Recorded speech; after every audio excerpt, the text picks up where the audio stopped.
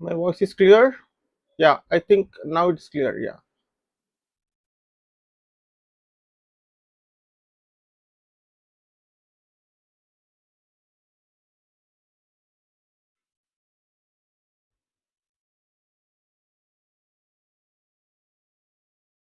Yeah. Hello, Vishi Anand. How are you?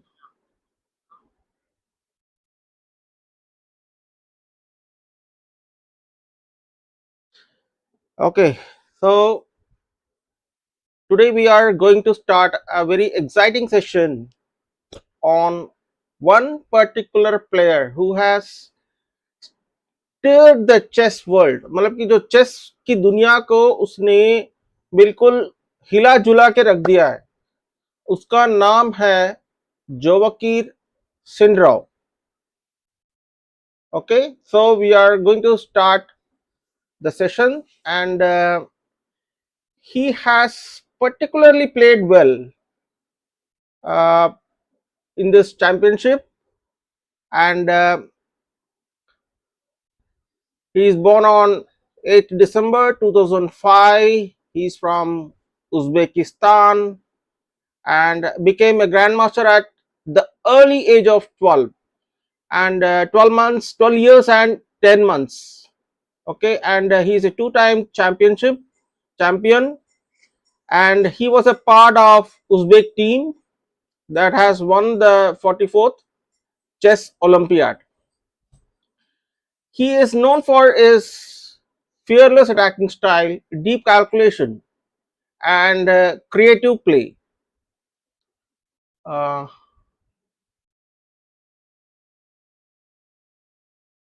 Video of it, no.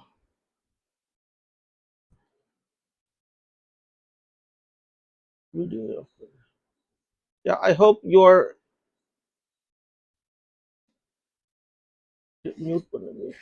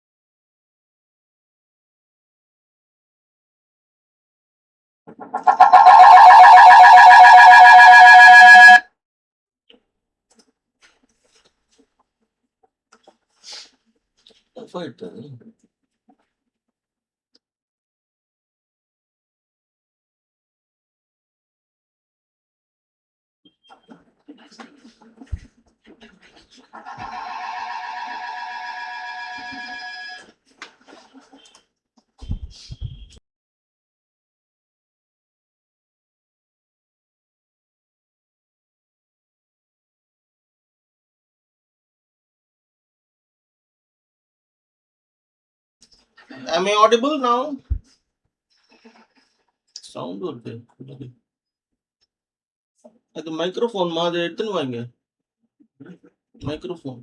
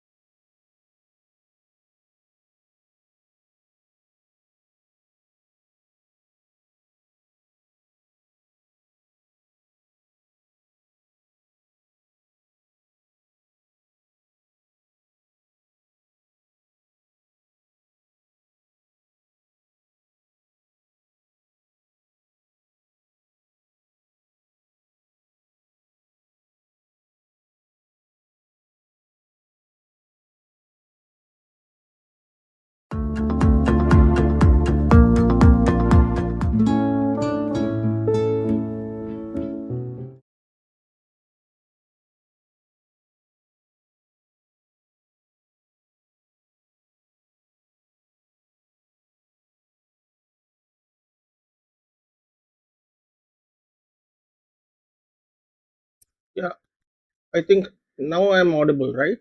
Okay. Yeah, these are all some small issues.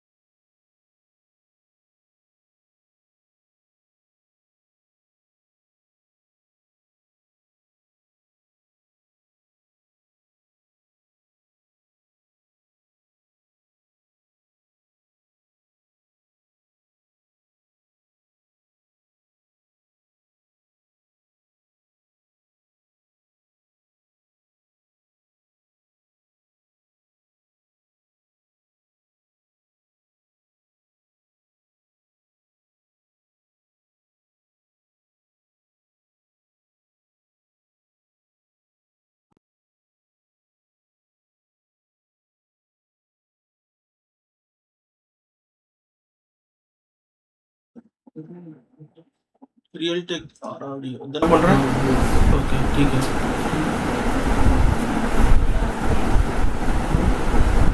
Okay so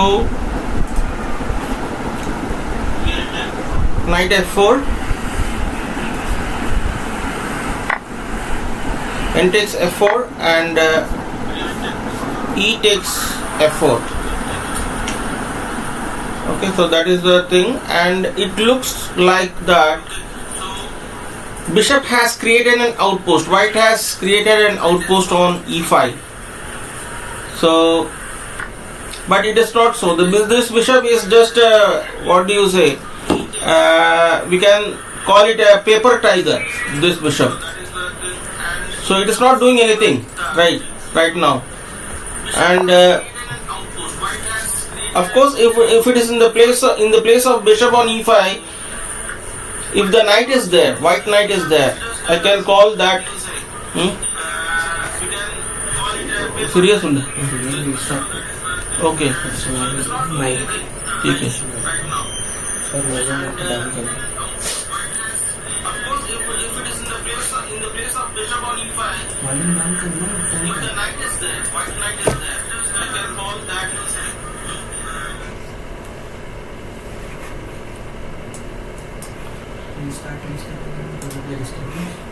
Okay, so I think there is a sound issue which is coming, right? So what I will do is I'll just firstly we have played out almost 17 moves. I will just, for benefit of all of you, I will just restart the game so that you people can catch hold of this. What are the techniques of Sindarov? He starts with d4. Basically, he is not a d4 player, he is a e4 player.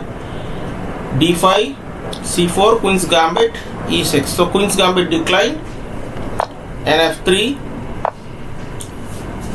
and f6, and c3. This is called the three knights variation. So when there are c3, f3, and f6, queen's gambit declined, and okay, queen's gambit declined, and three knights variation. I hope I am मैं जितना मेरा knowledge है उतना दे रहा हूँ आपको information और knowledge, and so hope I will try to improve in the future also, और भी इम्प्रूव करूँगा. And be7, c takes d5, exchanging in the center, e takes d5, and now the bishop develops on f4, b f4, o dash o, castle, e3, right, and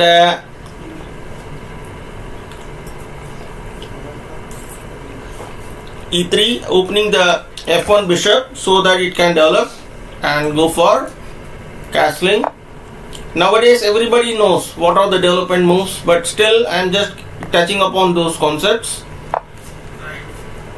Bishop d3, n c6, castle. These are all routine moves. bc2, n h5, attacking the bishop on f4, b e5, f6, struggling with the bishop, white, f5. Now again the bishop comes to e5, and now bishop e6. Okay, now b3, just creating a weakness on the a3 and the c3, because every pawn move, सारे pawn moves weakness create करते हैं. ठीक है, तो adjoining area में जो b3 करेंगे तो a3 c3 में होगा. So that is the thing. Queen a5, attacking the knight. Knight d2. Sindarov is maneuvering the knight to the other flank. b5, knight f4, inviting for the exchange of knights. N takes knight, f4, and e takes f4. So here what happens is, this bishop is looks like it is well posted in the center, but actually it has no function on that e5. So in place of bishop, if the knight is over there, so I would have appreciated that. So knight is just like an octopus on 5th or 6th rank. It has got vast powers. So here queen d8, white plays re1, and it is rook likes open files, queen d7, rook e3. तो यहाँ तक इसको कहते हैं रुक lift, ठीक है। तो यहाँ तक हम देखा जाए तो ठीक है, बराबर है। And black continued with RAE8। White का स्ट्रैटेजी यहाँ देखिए, पूरा A2 B3, अगर आप पॉन स्ट्रक्चर देखेंगे व्हाइट का, तो it is good, there is nothing to do. Here also there is nothing to do because the pawn is locked, right. Here also if you see the piece position, अगर आप piece position भी देखें तो queen is right now has nothing to do, bishop has nothing to do, okay, and rook has now nothing to do, and knight and rook. So only thing is rook has come to e3, and now small improvements he is doing. Notice यहाँ h4 खेला है इसने, ठीक है। h4 means he is just basically chess is expanding the space. G3 यहाँ dubious लग रहा है, G3 भी ठीक है, राइट। तो bishop F what do you say, A6, black has played A6, king G2, यहाँ bishop F7, queen D2, bishop B4, queen E2, bishop H5, यहाँ पिन कर रहा है, it is just pinning. The Esipenko is playing very nice over here. A4, यहाँ इसको king side में क्या हो रहा है, अगर if you notice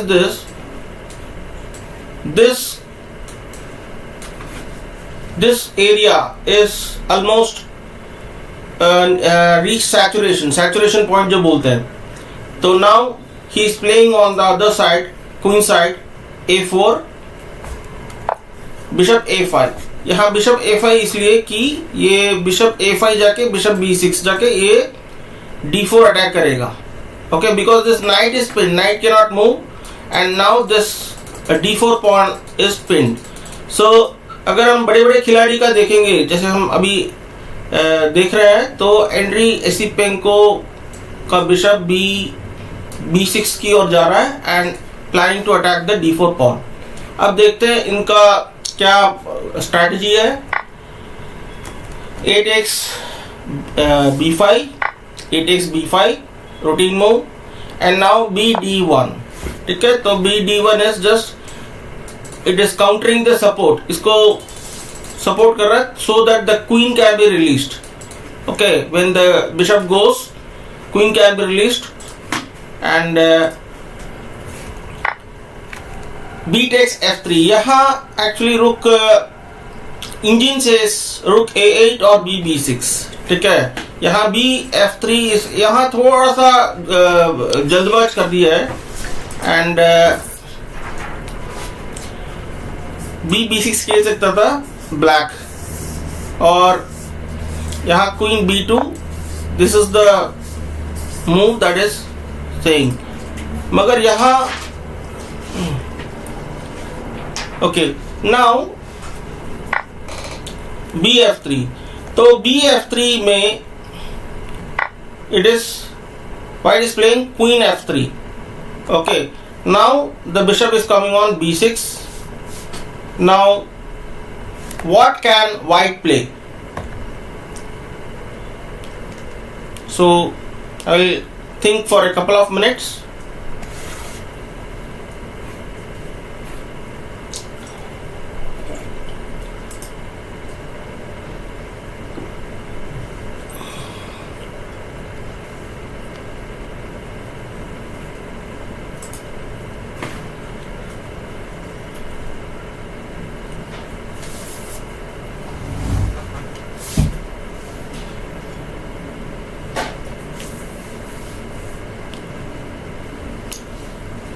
So those who have subscribed to my channel, I am thankful to them, and those who have not subscribed, I would request them to subscribe so that मैं आपके लिए और नया नया जो स्ट्रीम्स और sessions ला सकता हूँ. एंड लाइक्स शेयर्स कीजिए, अपने दोस्तों को भी बोलिएगा. Okay, so thank you. यहाँ अगला मूव क्या हो सकता है वाइट का?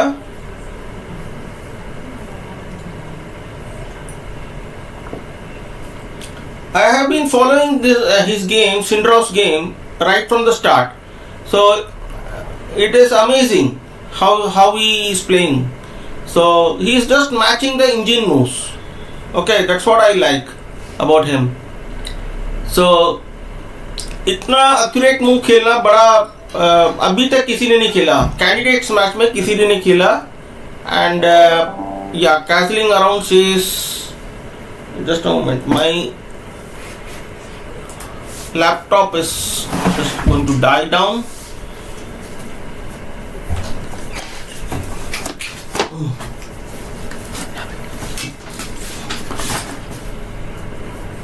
Okay, so yeah, castling around says RA6. Yeah, that's good. Very good यार. यहाँ बहुत अच्छे खिलाड़ी हैं मेरे इसमें, तो बहुत अच्छा लग रहा है. और 50 जने देख रहे हैं, as I can see from the chat. और मैं इसको चैनल को लाइक करे, सब्सक्राइब करे. Thank you so much.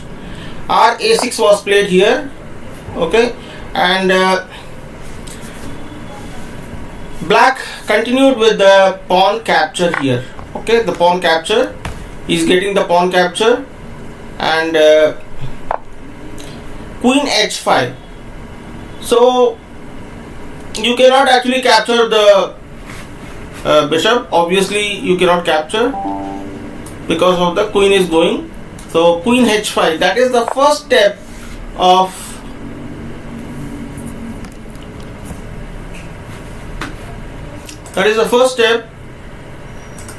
इधर चार्जर ठीक नहीं है यार, चार्जर हो गया. queen h5 is the first what do you say? It is just seeing that the queen is posted for an aggressive play, but still it is not in the aggressive mood. But if अगर उसको chance मिले तो वो जाएगा. Charge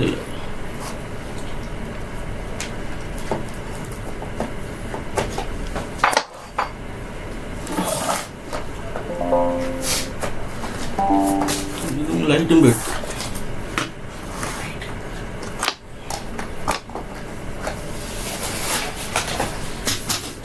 So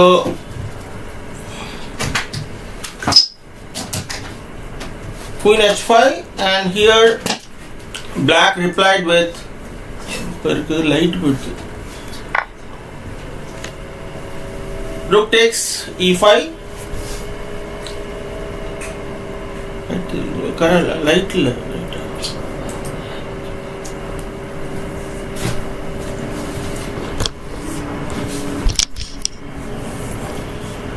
Okay, so here black decides that he gives up his exchange. Rook takes e5. Why rook takes e5 is being played? Why I should not play as black? Why I should not play any other move? Like bishop c7, I think, I hope. Why not? So can anybody say that?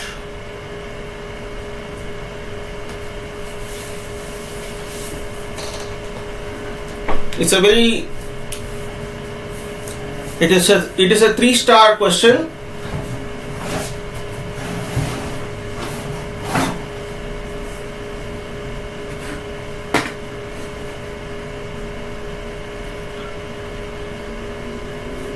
Can anybody find any move over here? Because the queen has gone to queen h5, and Sindarov has got some plan. So what is that?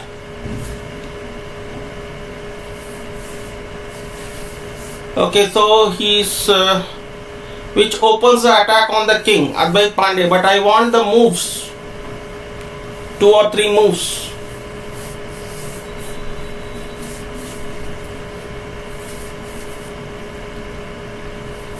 Because if black tries to save the bishop, we will have, okay, that was the previous question, previous answer. Okay, now queen h5. So Advait Pandey says g takes h6, queen takes g6. What is that? Queen g7, queen to g7. Okay, okay, right. Very nice. Here it's a very simple tactical move. R takes h6, G takes h6, Queen g6, Queen g7 forced, and Queen takes g7. It is a checkmate. So that is the thing. The Queen has come to h5. That was a strategy. बड़े बड़े खिलाड़ी ऐसे ही खेलते हैं. तो हमने भी strategy बनाना बहुत ज़रूरत है ना चेस में. तो here that's why this bishop is very, it's turning to be very, what do you say, from paper tiger to tiger, and now it has to be removed. Black feels that it has to be removed. R takes e5 and R takes e5. Now the rook has come to play. Here black plays queen c6. Why it is a blunder? The next question. So very, very interesting position. And I like this, I love this style of play by Sindarov. Yeah, it's a very nice tactic. Very good, Advait Pandey. You got the correct answer. Very good, very nice. और ऐसे I think these ऐसे जो players होते हैं जो tactics देख लेते हैं, चेकमेट इन 3, चेकमेट इन 4, वो बहुत आगे तक जाते हैं. Okay, so that is good and I appreciate all of you who have joined here so that I can share a little bit of whatever I have knowledge. I can share with all of you apart from this technical glitches जो भी sound का है. And okay, queen c6 के बाद how can white continue? That was the question.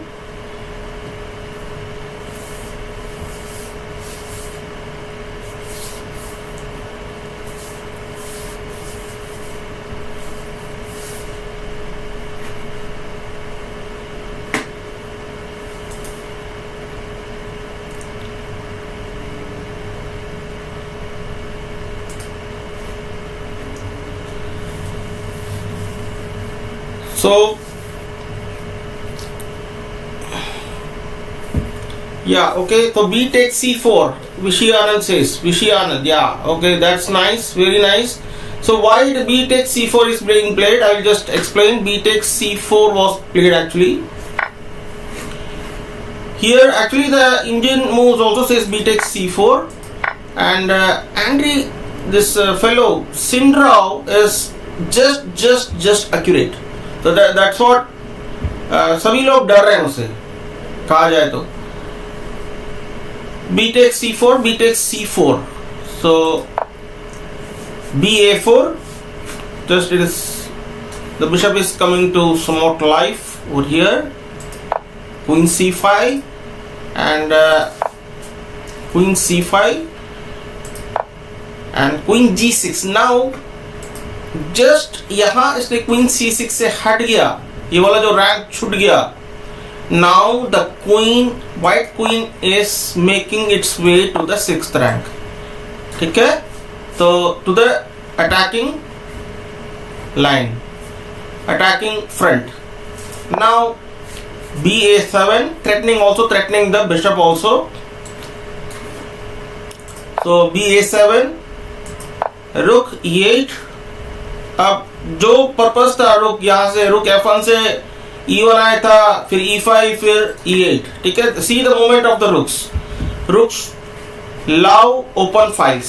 That's what I said. Now r takes e8. इज इट a compulsory move? r takes e8. So what if I say yeah, it is a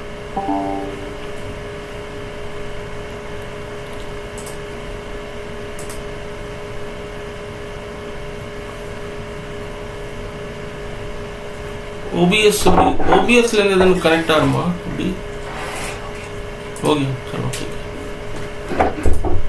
Okay, so here what if my question is, what if the bishop takes plays on b8?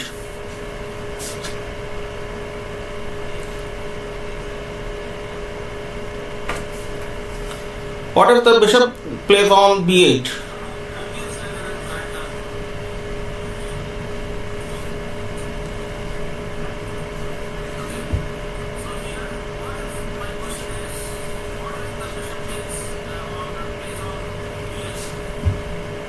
So anybody who can tell?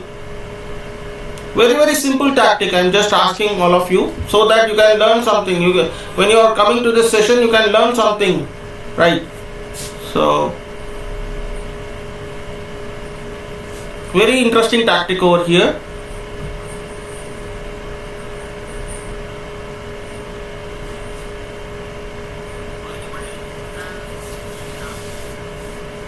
White is just dominating, even though is a white king seems really.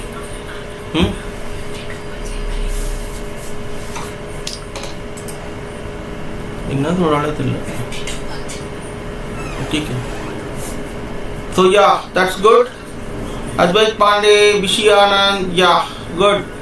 So that's good. R(f6). Even though it is the pawn cannot, pawn is pinned and also the rook is pinned, it can't capture. Okay, and this is a double attack from, you can say, from here, and it is absolutely crushing. Okay, so R(f6). Very well done, guys. बहुत बढ़िया. Claps for all of you. Okay, so ऐसे Sindarov is playing like that. In every moves, they look for tactics and strategy. So that is why we are here to learn something from that game. So here Sindarov played bishop b8 was not played. Okay. So r takes e8. And queen takes e8, and now we can say that white is just dominating the play, and it was just struggling in the opening, right? And king h7. Here actually queen f8 was to be played, but white is just dominating. King h7. Now again queen g6 check, king g8, the back rank. It is just trapping the king on the back rank, and bishop d7. Bishop d7, and that is why bishop d7, it is switching the bishop into play, right? So what if black plays some move like nb5? ठीक है, यहाँ actually be6 आ जाएगा. ठीक है, knight will not be moved. I was just asking क्या tactic हो सकता है. So what if the black plays king h8? The queen e8 and king h7, and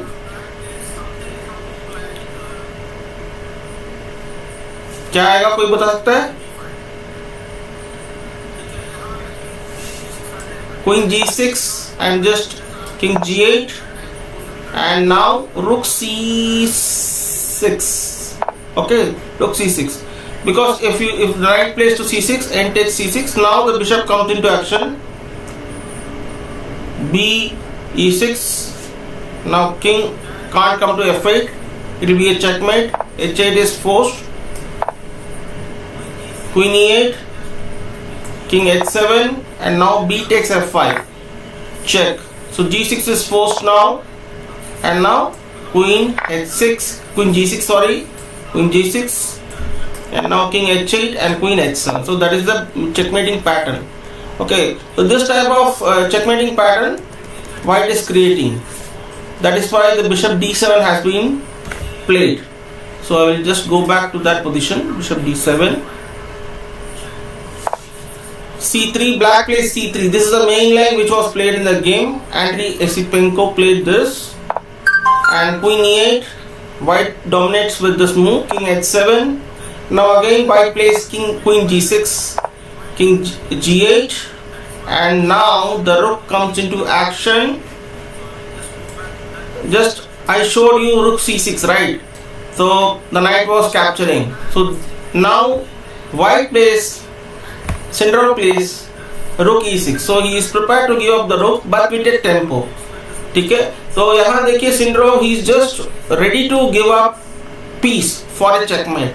So that is the thing a chess player should be ready. First of all, he should calculate, भाई मेरे को सारा checkmate pattern मिल रहा है नहीं मिल रहा है. He should be sure shot. He should be sure shot and then give the rook. And of course जब वो play कर रहा होगा वो भी nervous feel कर रहा होगा. And here r6, black resigned. Now if n takes e6, what happens? Same variation, bishop e6. Now king h8, queen e8 जो मैंने अभी बोला था, right? So king h7. Now bishop f5 check. Same thing happens. Okay, and this is a checkmate. So Andriy Esipenko, this was the first game. He scored a remarkable victory.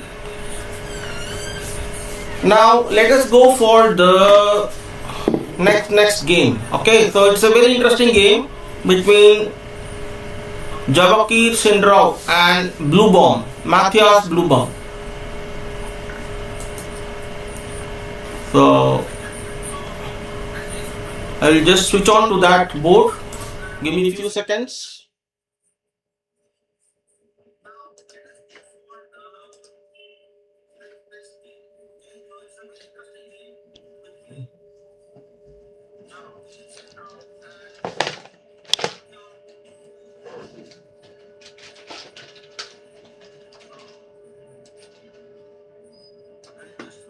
I hope you are able to see the board now.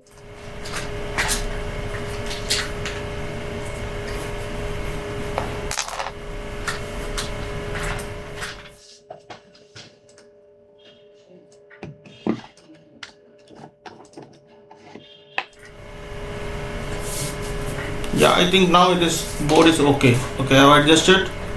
Right. So Javokhir Sindarov and Matthias Bluebaums. This is the game, and we'll just surf through the openings. E4,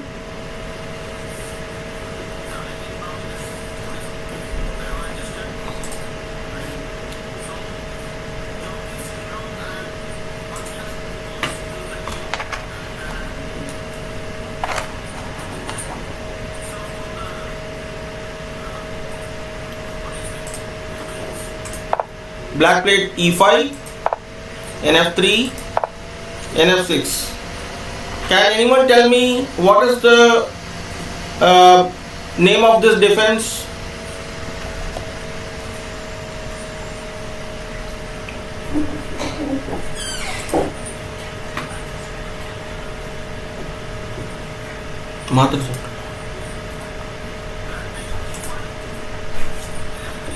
Anyone who can tell me the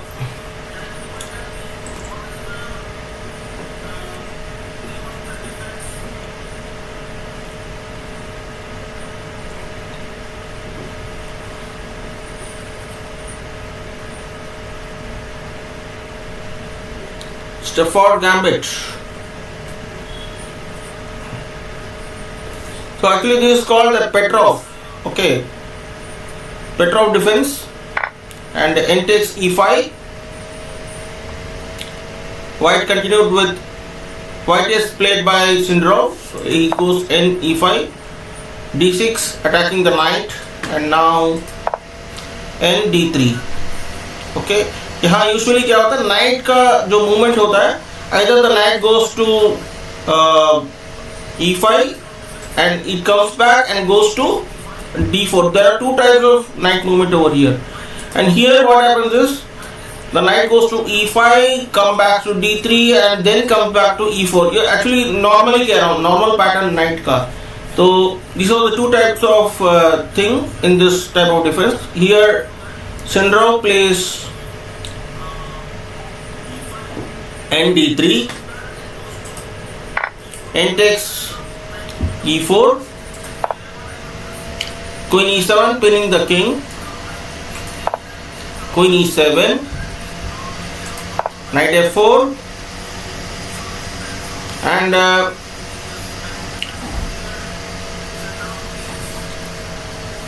yeah, some 54 people are watching. Please like my stream if you like it, and like, subscribe and share my channel. Thank you. Knight f4, and here black played c6. Okay, c6. So just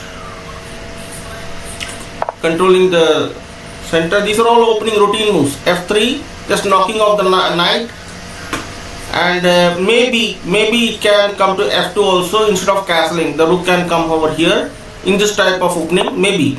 And f6, d4, white plays d4, bishop f5, all development moves, c3, supporting, reinforcing that d4 knight, queen takes e2, bishop takes e2, exchange of queens, and now although the 10th move has been gone and the queens are out of the board, so h5, basically equal game. Knight a3, knight a6, here knight c4. What happens is, we normally, we can just take the bishop and create a double pawn. So this type of moves we play normally. हम खेलते हैं ताकि double pawn हो जाए. ठीक है, ये भी ठीक है, बराबर है. It is not advantage for white, because you see white is giving a long range piece for that inactive knight. So nowadays double pawns are nothing. ठीक है, और पहले double pawn जब पहले था 20 साल पहले था, तब डबल पॉन का जो कॉन्सेप्ट था वो था नेगेटिव था काफी. आजकल तो सारे डेवलप कर गए पूरे. तो nc4, white plays nc4, nc7, ne3, and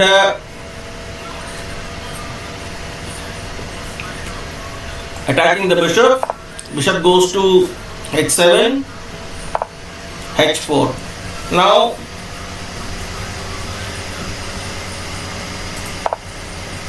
king d7, h4, king d7, king f2. So this was a move which I said earlier, and rook e8, g3, rook e6, all routine moves and development moves. So centralized. See, the knight came here, a6, c7 and d6. So this knight actually was traveling from f3, e5 and d3 and f4. All are, see, centrally developing. So knight movements are very interesting. If you are able to understand, you will be able to understand 50% of chess. Even though the knight movements are, chess is like an ocean, right? So knight movements are very interesting.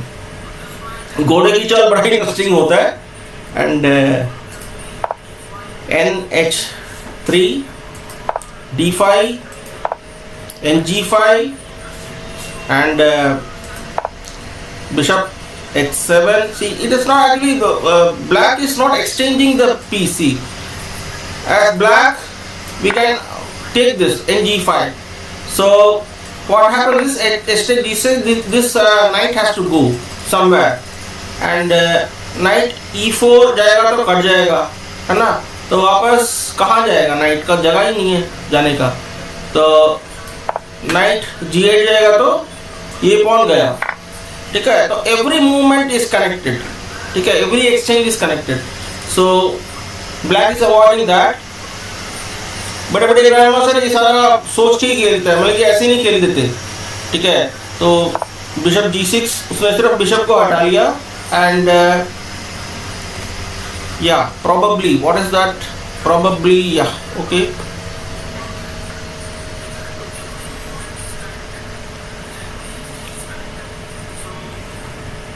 अभी actually Sindarov has almost qualified because और कितने rounds हैं, 4 rounds है ना। तो 4 rounds में he has already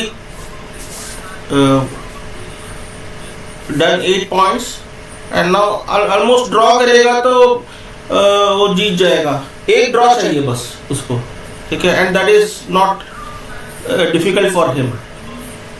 and पिछले एक बार मैग्नस कार्लसन ने 8.5 में क्वालिफाई किया था, but this fellow will go further, 8.5 से ऊपर जाएगा, अपना पॉइंट स्कोर करेगा। तो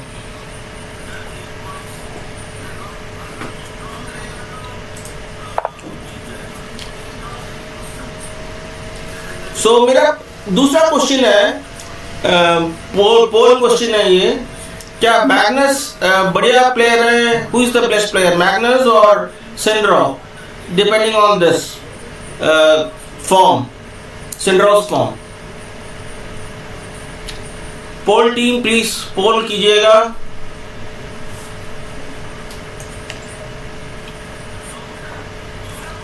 and bishop F1,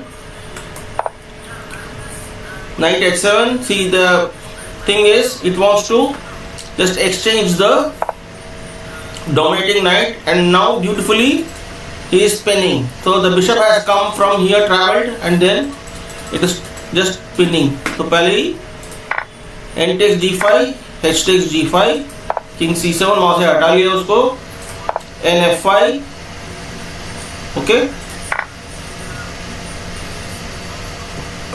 b takes f5 and b takes f5. So here g6. So g6 is the pawn structure, and also the bishop will further develop, and it is almost equal now. Position is almost equal. Nothing. Bishop c7. ऐसे वाले position में क्या होगा? 24 moves have been played, right? White का 24 moves. यहाँ black replies with bishop d6. ठीक है? यहाँ 24 moves have been completed. यहाँ tactics कुछ नहीं आ रहा, ठीक है? तो both players are into the strategy planning. Okay, strategy plan कर रहे हैं दोनों खिलाड़ी, क्योंकि tactics are something in which you can do something, you can create something, you can win some piece or win some squares, है ना? तो यहाँ tactics नहीं है, यहाँ strategy है। तो चेस हमें ये भी टेस्ट करता है कि प्लान कैसे करें। लाइफ में क्या होता है, कभी कभी क्या होता है, हमें ज्यादा कुछ करने का मौका नहीं मिलता, तब क्या करना चाहिए, हमें शांत बैठ के प्लान करना चाहिए। ओके, तो that is the thing.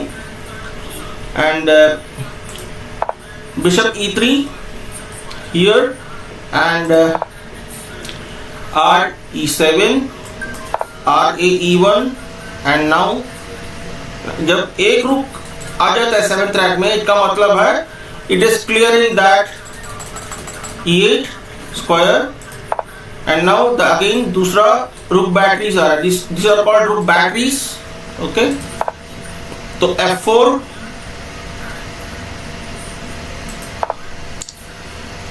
Night g7। सो जैसे ही f4 आया, night g7, just preparing for this, king f3, king c7। यहाँ मेरा क्वेश्चन है, नाइट f5 खेल सकते हैं क्या यहाँ? Just my question, is it okay? Advait Pandey says Magnus is better.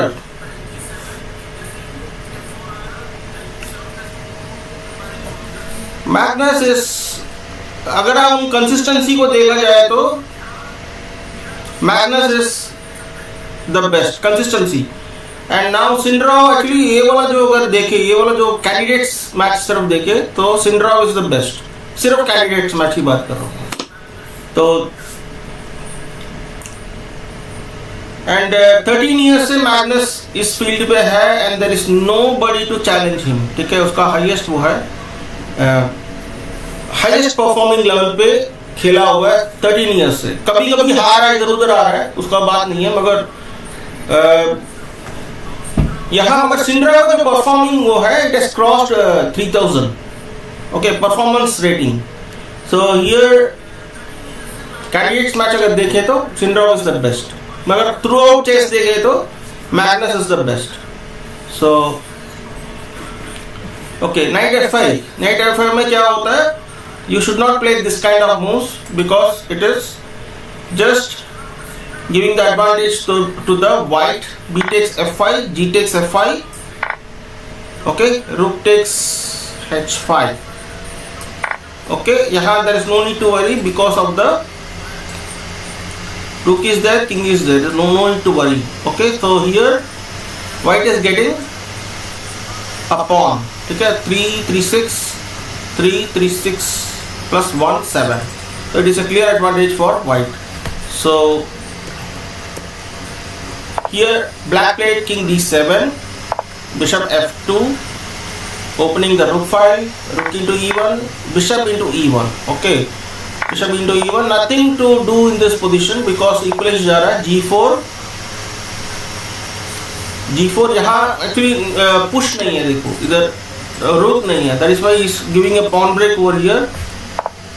f5, g takes h5 and knight takes h5, bishop d2. Okay, ये support करना है, f4 पॉन को सपोर्ट करना है. रुक h8, रुक h8, बिशप d3. यहाँ कुछ जैसे ही रुक h8 आया, आपको क्लिक करना चाहिए. कोई भैया डिस्कवर चेक तो नहीं आ रहा किंग को, so that your rook is not supported, right? So this type of thing you should be very careful, so that you are aware of the discovered check also, so that you don't lose the piece. Rook h7, bishop takes f5.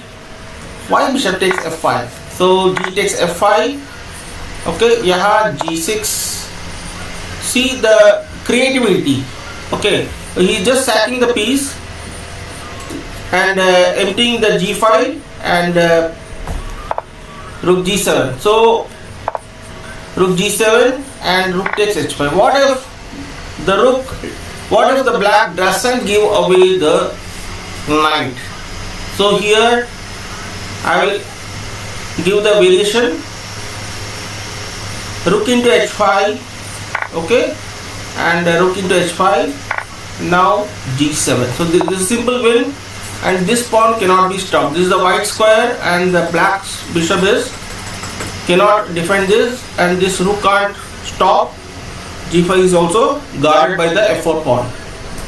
Okay, even if the rook comes, say h3, rook h3, king f2. Okay, so and rook h2, you should simply go king f3, but winning is not what do you say, rook h3. What happens if I go king g2? Now rook h4.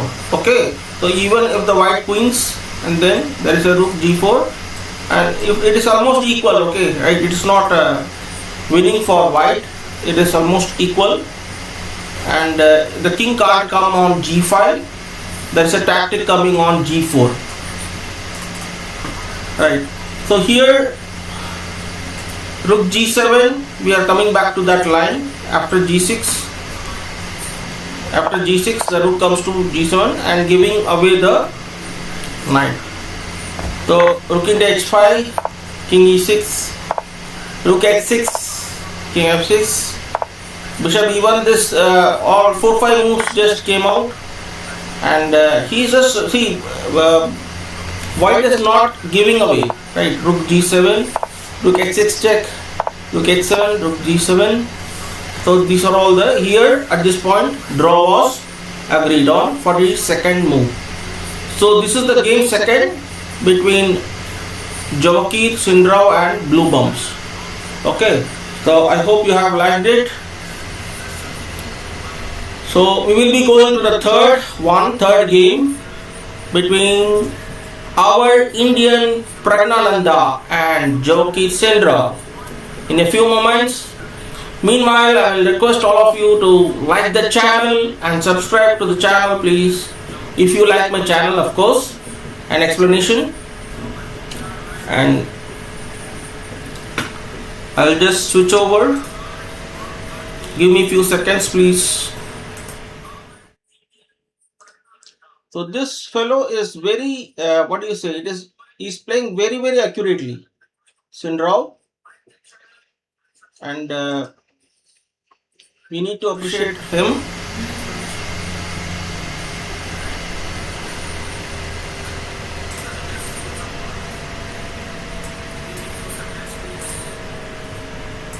Yeah, okay, so here comes. I hope the board is visible for everybody.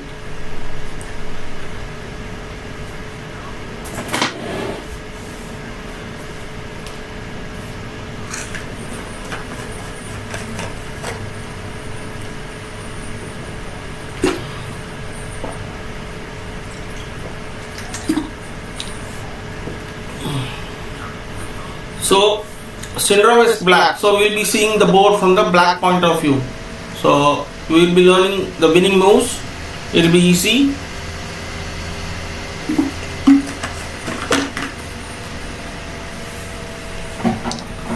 Okay, so we go here right away. Now Praggnanandhaa says I will play d4 and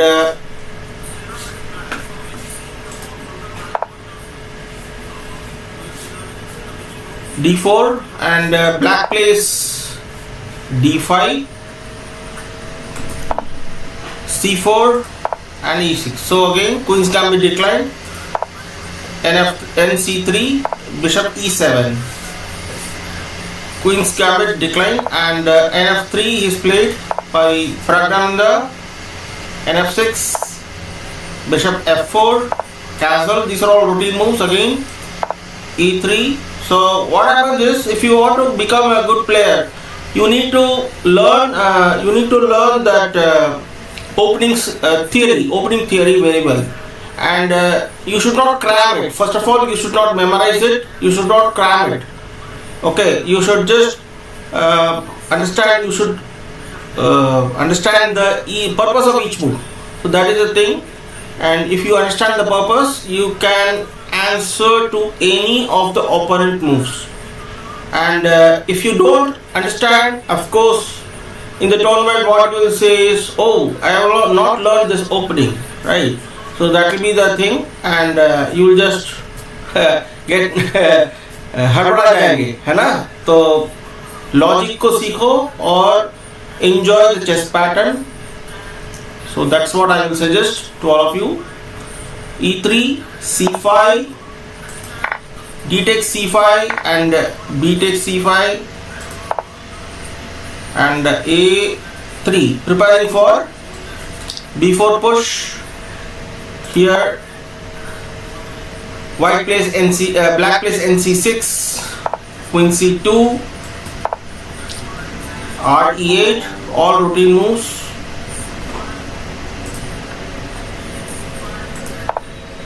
bg5, pinning the knight,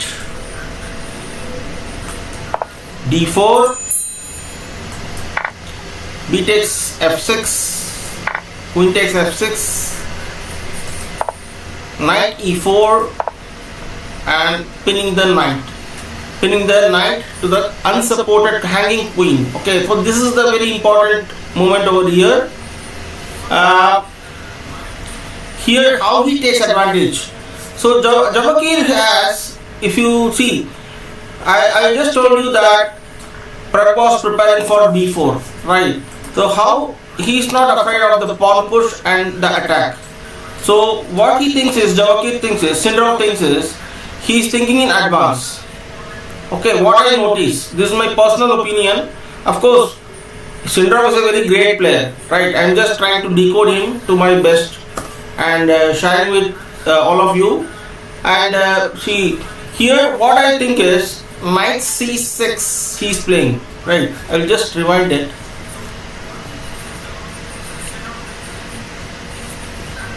a3. So that was the move a3. Now he's not worrying for the b4 push. He's just preparing in advance. What should I play? Right. So just notice this position, and he's just coolly developing his piece. Queen c2, and now he's preparing for center push. Right. He's preparing for some center push, or center push means it may be this also. Right. So e4, d4, b takes f6, queen takes f6. Now and e4, now pinning the queen. Right. Rohit Verma says c4. Okay, queen's gambit declined. Okay, good, Rohit. Now comes b4. Now any normal player, what will he say? That engine is saying bishop e7, right? Bishop e7, or you can say bishop f8 also, right?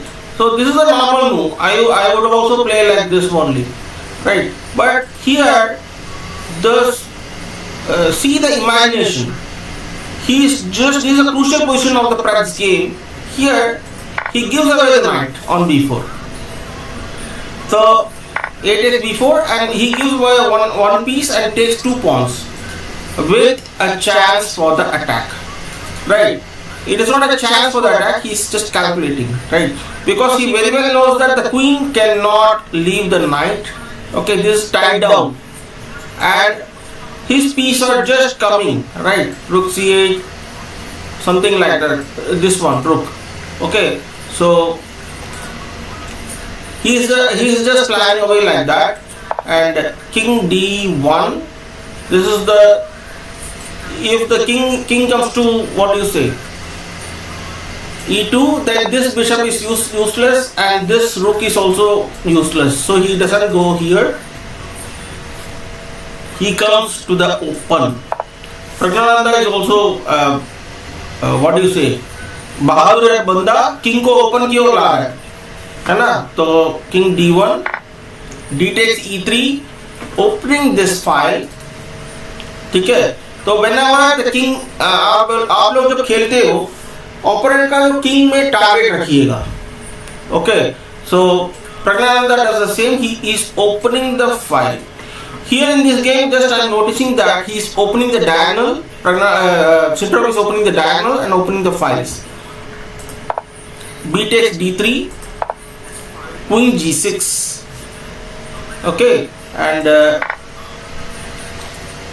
queen g6, f takes e3.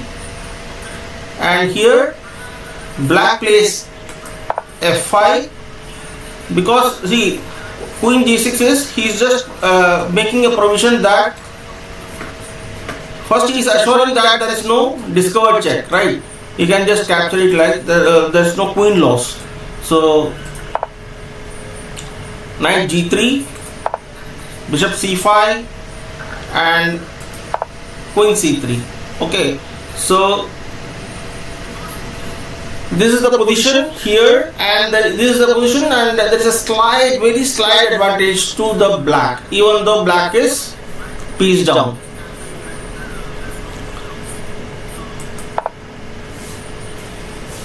e5.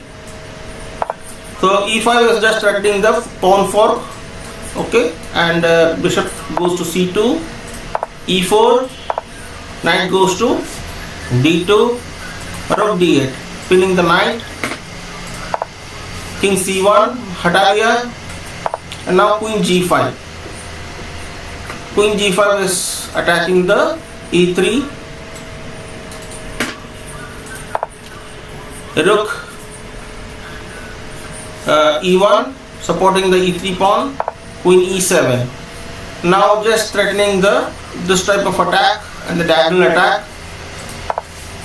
Rook e2, bishop b4, queen b2. See, in chess, the diagonals and rank attack and file attack, these are all very, very important.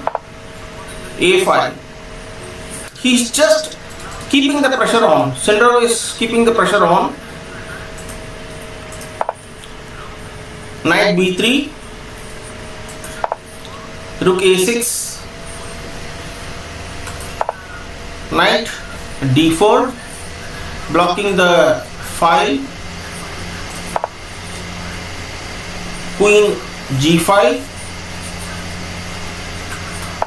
king b1, h5, king a2, just shifting the king to the safety and trying to bring the rook, knight f1, bishop d2.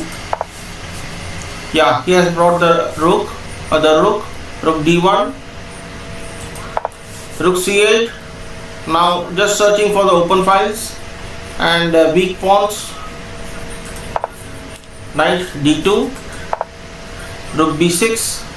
See the lovely files, c5. Whenever you are giving away one piece, please ensure that the attack is on. And Sindarov, the best quality here in this game against Praggnanandhaa is he's keeping on the attack. Okay, and of course Praggnanandhaa is just he's very brave. He's bringing the king out and keeping it safe. So till now it is okay, but here c5 was the blunder over here. Instead g4 was good. G4, he should have played g4. Engine says g4 or rook b1. So that was the move. But here c5 was played and opening the diagonal. See, this is the diagonal. Even though the king is going to the side and it is rook into c5. So rook into c5 is also an inaccuracy. You cannot say that it's a blunder. It is inaccuracy, and b takes c5 was sufficient over here. And even if the b3 comes, king h7 was safe. So this diagonal is closed and black king is safe. Now see, c5 was b takes c5 was the move here. R takes c5, queen b3 check, king h8. Now the crucial move comes, queen f7. Here tell me what will be the move. The question is to all of you.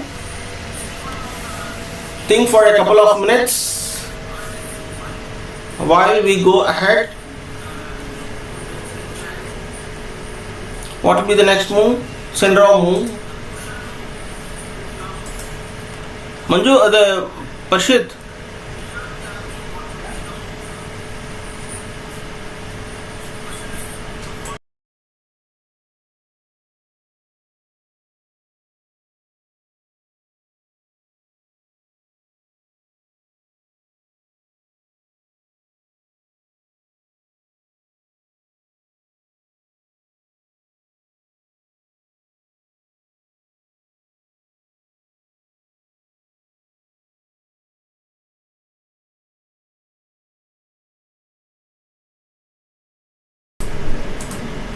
Viewers, there are 83 viewers that are watching. Please like my stream. I hope I am doing well. And if you are unable to, if there is any doubt which I am not able to clear you, please, the chat is open for all of you. I will try to clear. And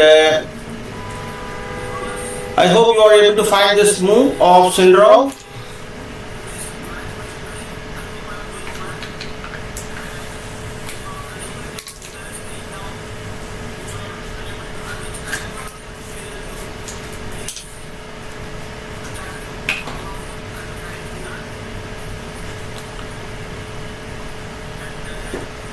Three games I have analyzed and I need some energy drink. This is protein milkshake.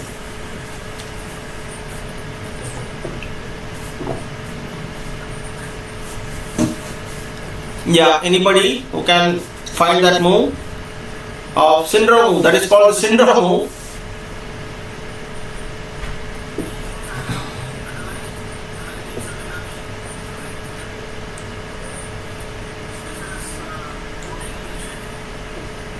Sir, have you watched Durandar? Have you watched Durandar 2? Okay, yeah, I have watched. Yeah, so what do you like in that? And I have watched Durandar. I have gone along with my son, even though I have got my leg fractured. Okay, so I'm doing this stream with my fractured leg. So I went with my son in the cab and enjoyed that film.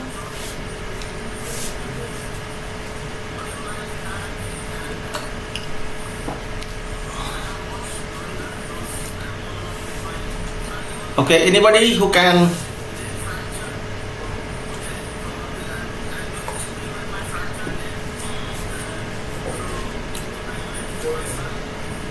and this is the final move, after which Praggnanandhaa resigned the game.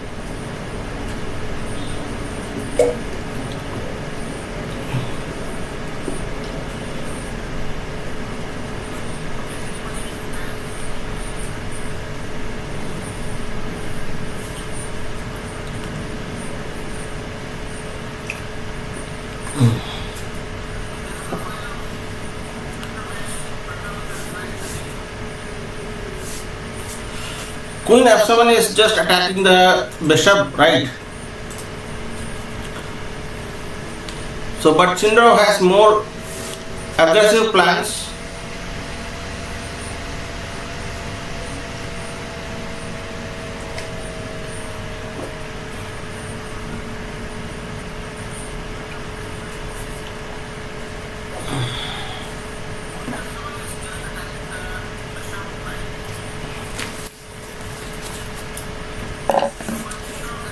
Sometimes it is just weird that how these people prepare.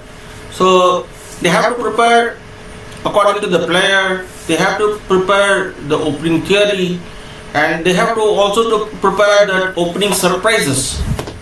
So nowadays the mechanical moving of pieces is not Sir, could you please repeat that question? Question was that White has just played, Praggnanandhaa has just played Queen f7. So what was the move of Black next move, in response to which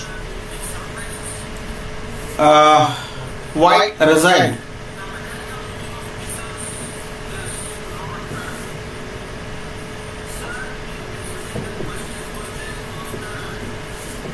There is a tactic, little bit tactic over here.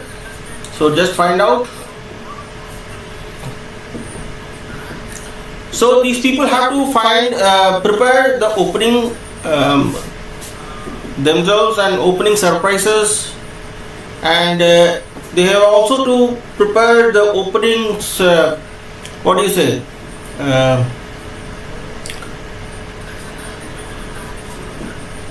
They have to prepare a lot along with their seconds.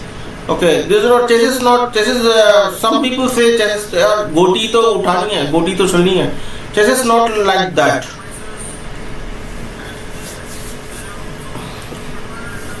Okay, so can you just explain the tactic? What are you getting, Rohit? You need to explain why you are playing that move. Okay, yeah, so that is good. Rohit Verma, very good. Well said. Excellent. बहुत बढ़िया. Rook into c2 was the move. So this is called the deflection tactic. Very nice, sir. Please make more videos like this. All the best. Thank you, Derek Lewis. Thank you so much. And this kind of motivation is something more from all of you. Motivation and the love, and I will definitely try to make more, and please suggest a topic also so that I can work on that. Thank you so much, Derek Lewis. So this is a tactic, this is a deflection tactic, and please like the channel and subscribe to my channel. I would request you. Thank you, Derek. So here what happens if the knight captures back as a normal move, this e6 is weakened and bishop e6, and the queen cannot take, and this is the check and the double attack. So and the queen goes. Okay, so this was the tactic over here, and here Praggnanandhaa resigned. Okay, so this is the thing.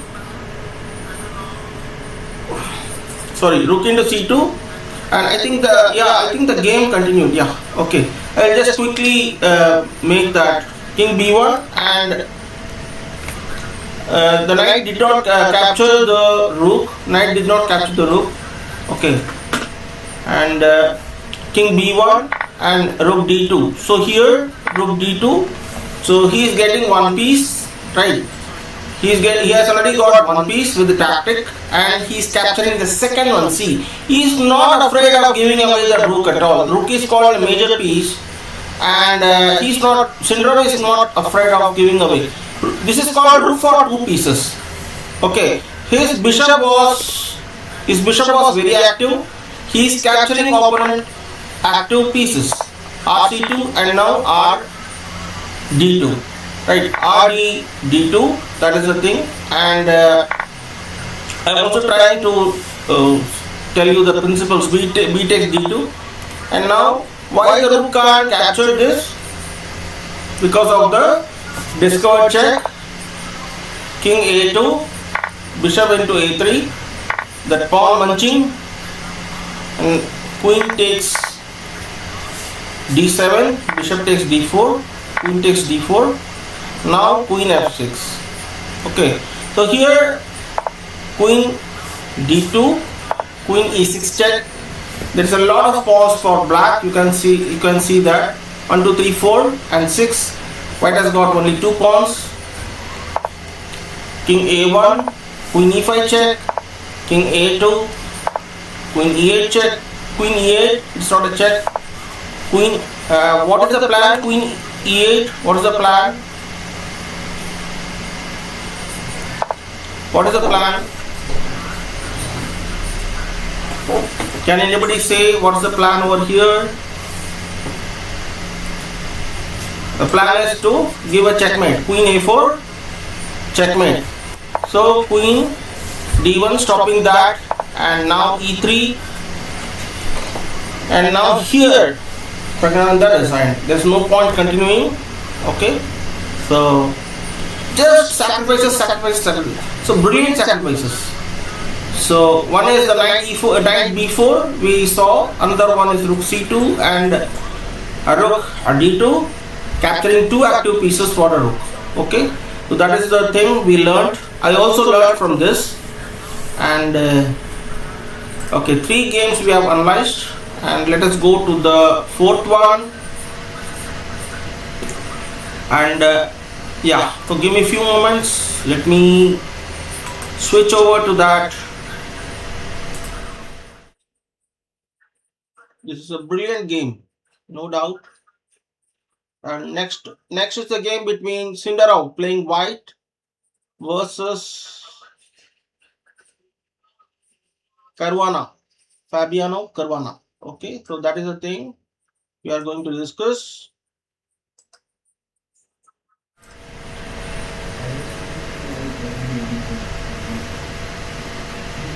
So a little bit of adjustment is there. Okay, right. So white is played by Sindarov. Okay, and black is Caruana, and we are going to see from the winning side. We started at around 7 o'clock the stream. Now we have this is 8:26 Indian time, and I'm thankful to all of you who are with me still with the stream, and I think I'm doing quite well. I'm not saying quite well, and I would again request to like, subscribe to all of you who are watching. so that it gives me motivation a lot to make more videos. d4, white plays d4, d5, c4, e6. Now here Sindarov has planned that he will come with the Queen's Gambit stuff. Queen's Gambit declined, nf3, d takes c4, I will serve through the opening.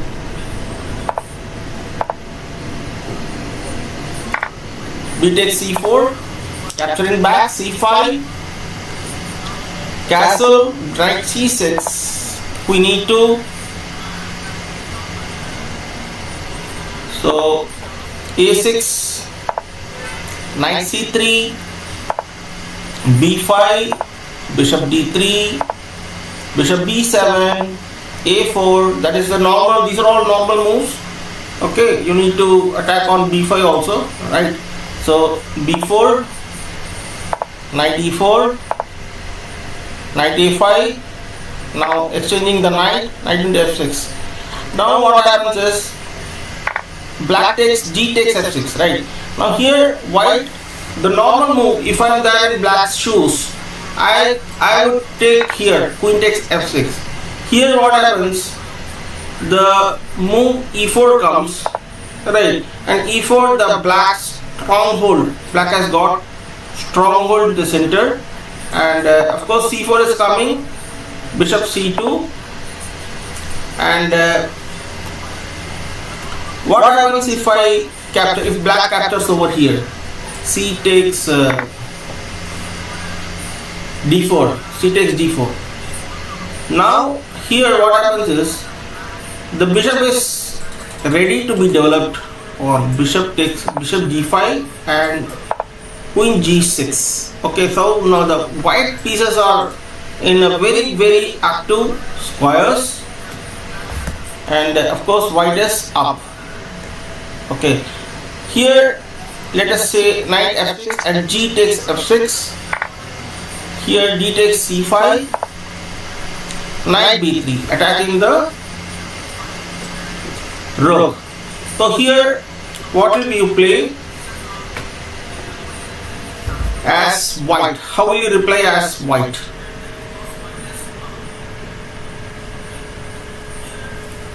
So I'll give you a couple of minutes while you think.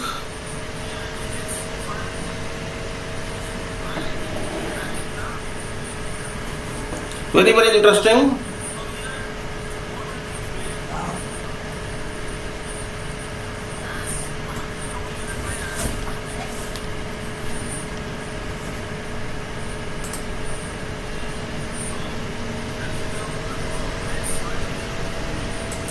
Chill tani tamle chill tani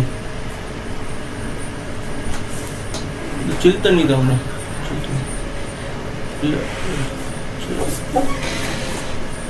okay ठीक है okay la tani tamle chill tani. Okay, here yeah, I will also play rook b1, no doubt. I will just move to rb1.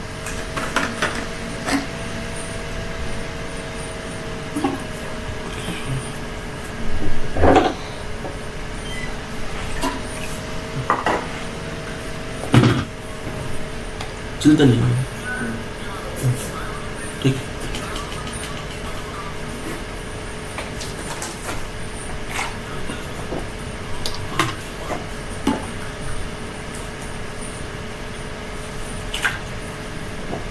Thank you.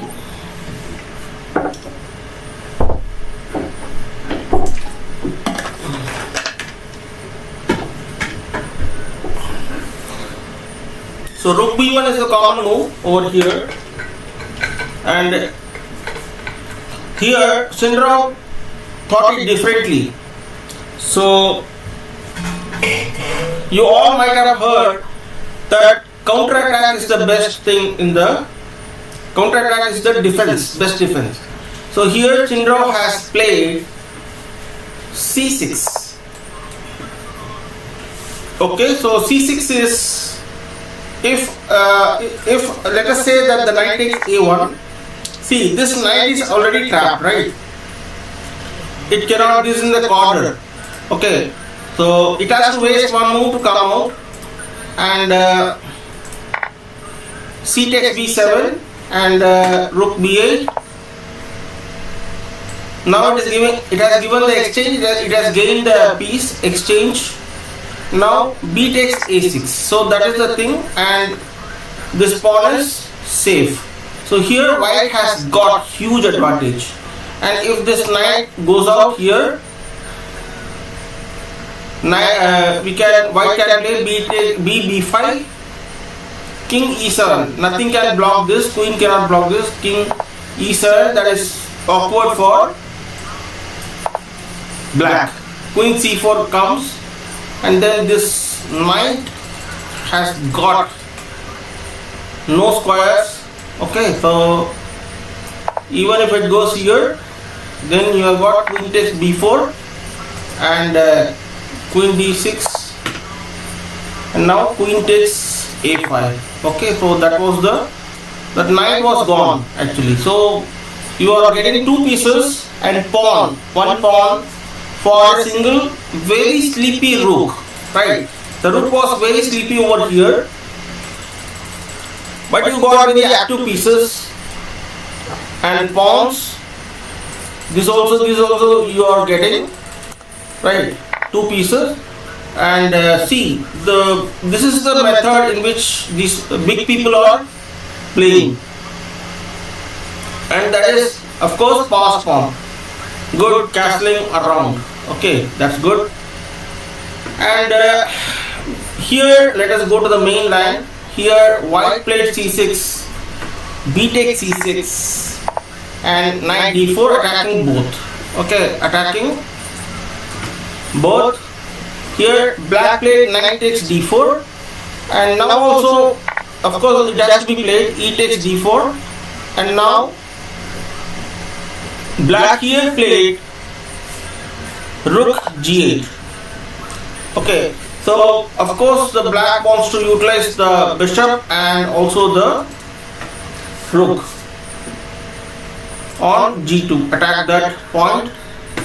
And here simply Sindarov played g3, and here Indian says queen d4. Okay, so queen d4, but here black played, Caruana played f5, just trying to break open this g file. Okay, so f5, bishop c4. Now the bishop is coming into play, a slight active square, and eyeing for this.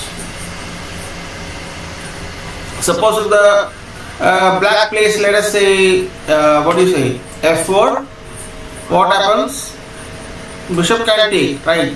Bishop can take. f4 is not the thing, and if black plays, let us say r7, and here this file is open, pinned. This pawn is pinned, and white can simply push the pawn on d5. Black,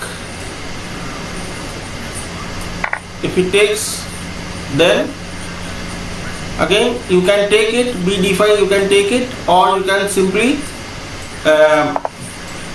pin the bishop, or rd7 it can come, and now bishop a6. So that is the very plus position for the white. Now you can also simply chop this. If b takes d5, you can also simply take the bishop, and queen takes d5. That is also advantage for white. Okay, now here let us come to the main line.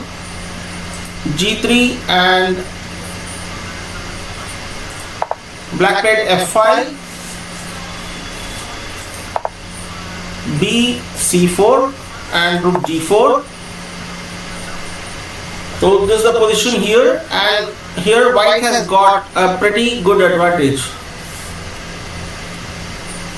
on this position, and I will again request all of you to like, subscribe my channel so that I can do more, I can bring more stuff for all of you. That will be a very big motivation for me. Okay, thank you. And BE3 supporting that pawn, BD5, RAC1. Just he's not hassling to exchange the pieces. He's just developing the pieces so that if you capture, I will also develop more. Right? He's not hurrying at all. Sindarov. Bishop E7. Bishop takes A6, the pawn. Pawn is the soul of chess, right? That is why he is collecting the pawns. Bishop F8 and B5. He is just moving away. B5 and BF6. So here, focusing on this pawn, D4 pawn, RFD1, supporting that pawn, and King G7, somewhat safe, black king. Bishop C6. So he's just trying to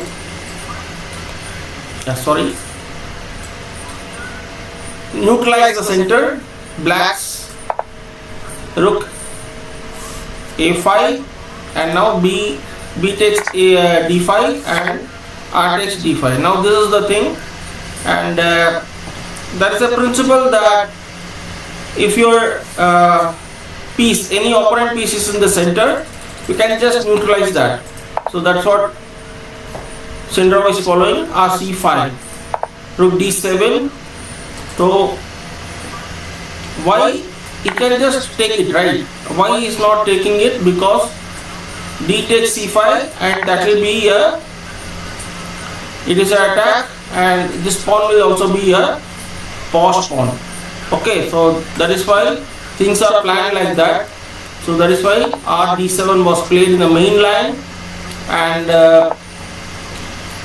D5, E takes D5, and now this move is a little bit down. Queen F3. So why attacking the both, right? So B takes B2, R takes D5, taking the central pawn. R takes D5, attacking the queen. So queen E8, R takes F5. So this rook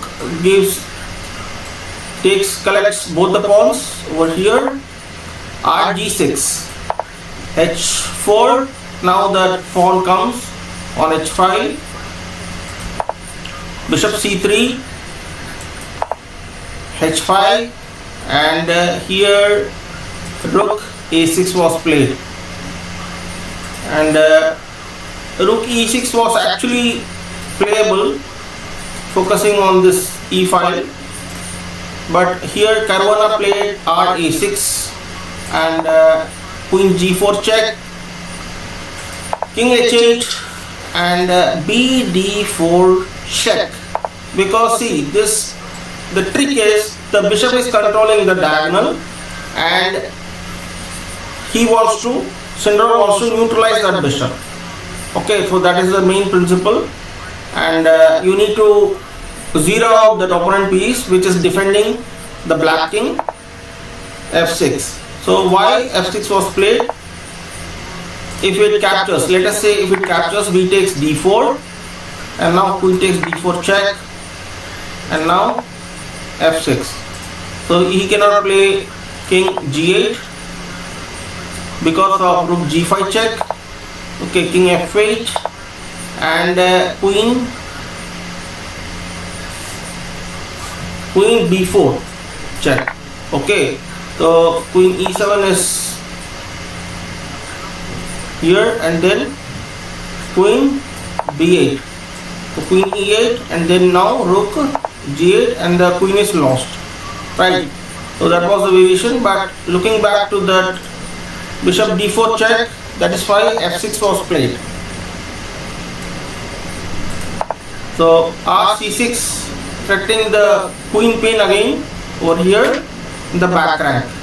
So this was the final move in which black resigned, Caruana resigned, and a very beautiful game, instructive game in which the tactics are used very, with the purpose, right, with the purpose and the strategy. So that's what I am learning from this game. I hope you are learning from this. And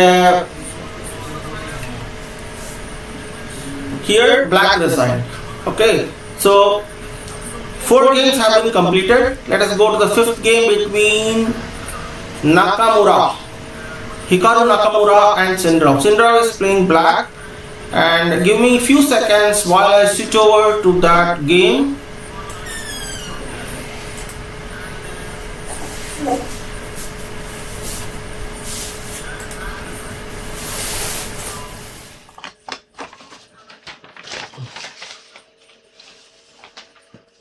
So what did you learn from that previous game? Can anyone say? What I like about the Sindarov? Oh, before my asking, one answer has come. Wow, very good. Castling around. Yeah. So what I like about Sindarov is that he calculates over the board with not much high level opening preparation. His games are jibs. Okay. See, like about Sindarov is that he calculates over the board with not much high level opening preparation. Of course, see, coming to this kind of games, to this level of competition, candidates match, nobody comes without preparation. Okay, that's one thing. And he's a fearless attacking player, fearless attacking player, but with calculation. Okay, that is the thing which I have noticed.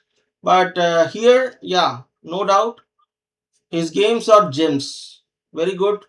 Castling around. I appreciate that comment. Yeah. So, Sindarov, Djokovic, and okay. So here it is. So whatever you have learned, I would love to hear your comment on the game.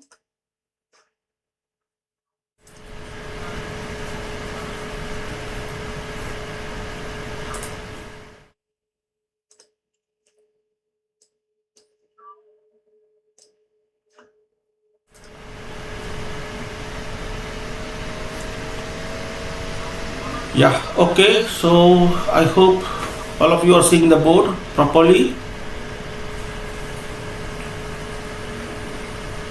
Yeah, so anything you can ask me about the previous game and all the game and any learnings which you have learned, so that I am also happy that you have learned.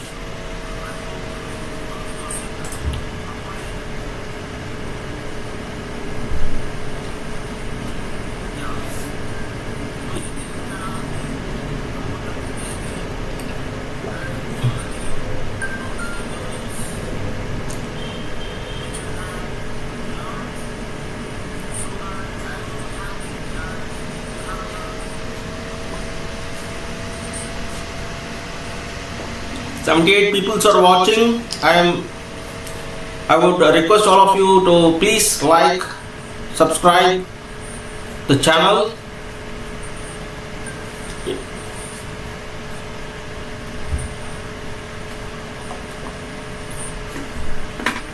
That will motivate me a lot.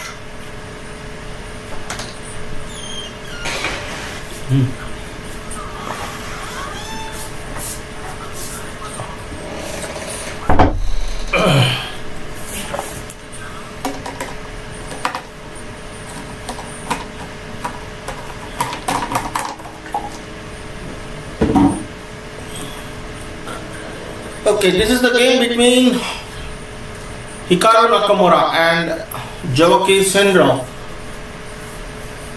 As Castling Around says, his games are gems. So I'm taking out another gems, and let us learn something out of that. So here White opened with d4, d5.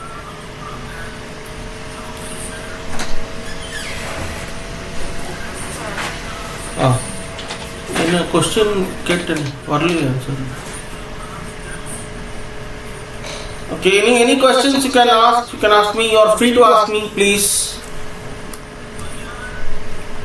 I would love to hear from you.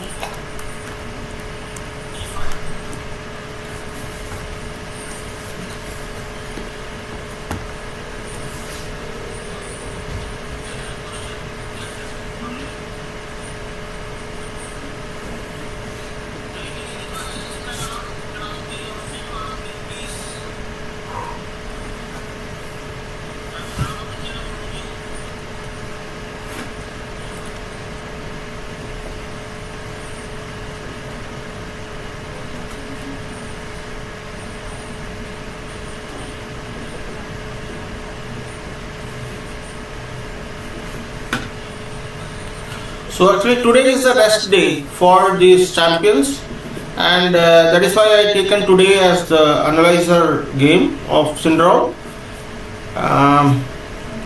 and I think tomorrow will be the next round, 11th round, and we will see.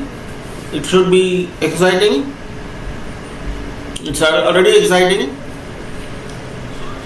And I think most probably Sindarov will be the player who will be challenging Gukesh, our Gukesh, world champion Gukesh, Damaradu Gukesh, and yeah, I wish Gukesh will win, because being Indian, I should. So okay, so let us see.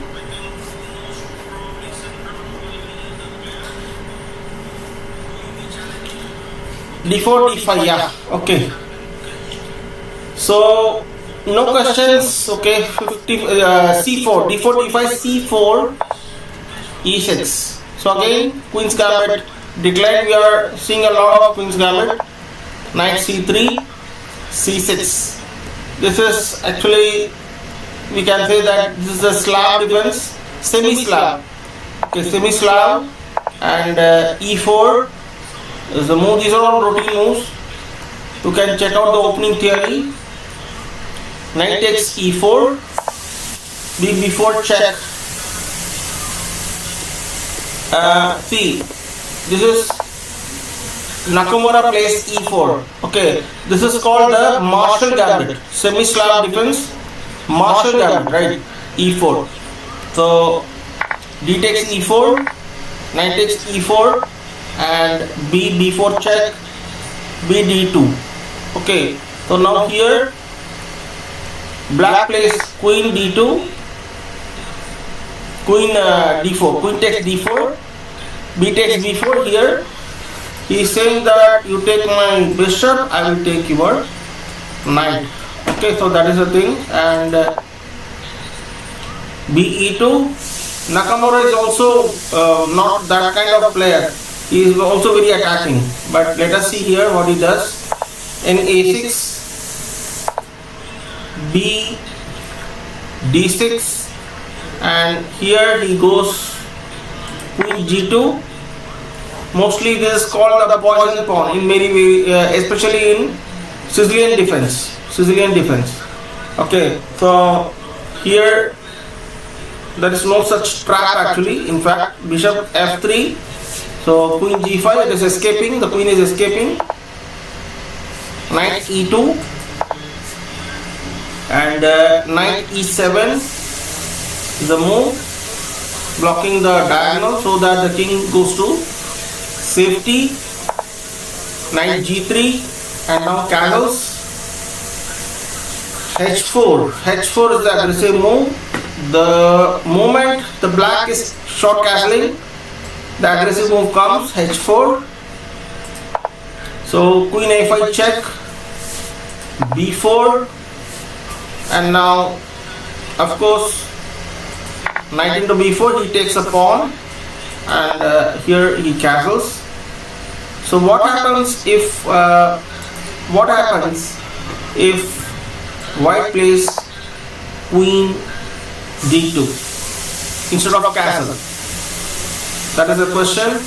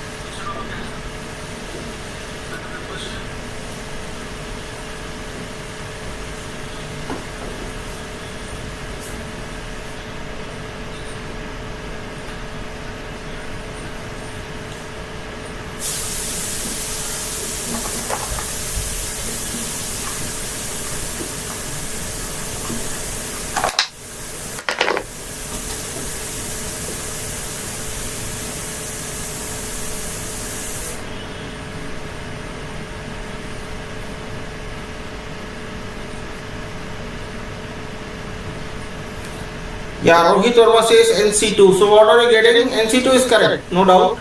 So NC2 is check, and the king has to respond to check. And now queen d2, you are exchanging the queen, d2, and then what are you going to do? Are you going to take this? Knight a1?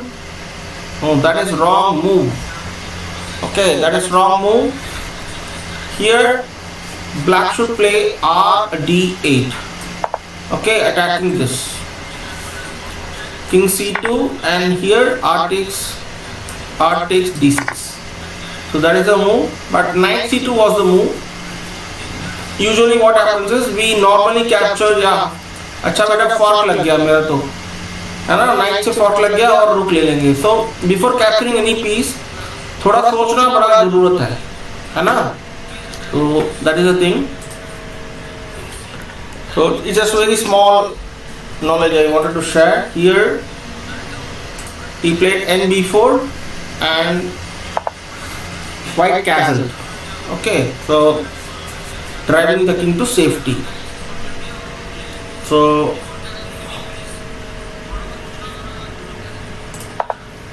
r e8. So just unpinning the knight because the queen was supporting it and it gave a check. Okay, and again that b4 was coming and attacking the knight b4, and here the white castle, right? So that was the move. Queen d2, pinning that knight. Bishop is also attacking. Now c5, supporting that knight. ra d1, knight f5. So attacking the knight and the bishop. Knight f5 and ef5. So just rook. He says that my rook loves the open 5. Queen f4. So queen f4 and c6. Here king h1 was played. Why? If white plays queen f4, what will be the move? Okay, the bishop is there. It's a straightforward move. Bishop is there. Okay, so king h1 was the move, and knight d4, attacking the bishop. Of course, it is supported, no doubt. And knight d4, rook g1, just aiming at the g7 point, and g6. Just avoiding these kind of sacks, you know. Whenever this structure is like this, h7, g6, h7, g7 and h1, there may be some kind of annoying check sacrifices, and then the second rook comes and this queen is already active, you know. So that is why this fellow is playing g6 and bishop d5. Bishop d5, bishop e6, bishop b7. So here the rook is being attacked, no doubt. And what will be the play? Black's continuation. Just think.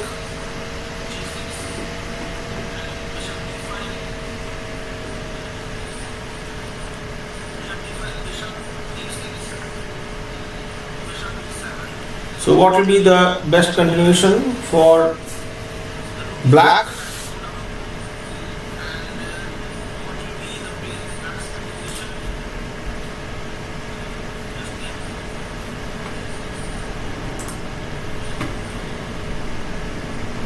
In every game, in every move, he might have spent so much energy, Sindarov, and every player is spending so much energy. But my effort is just, I want you to bring the what is the purpose of each and every move in short.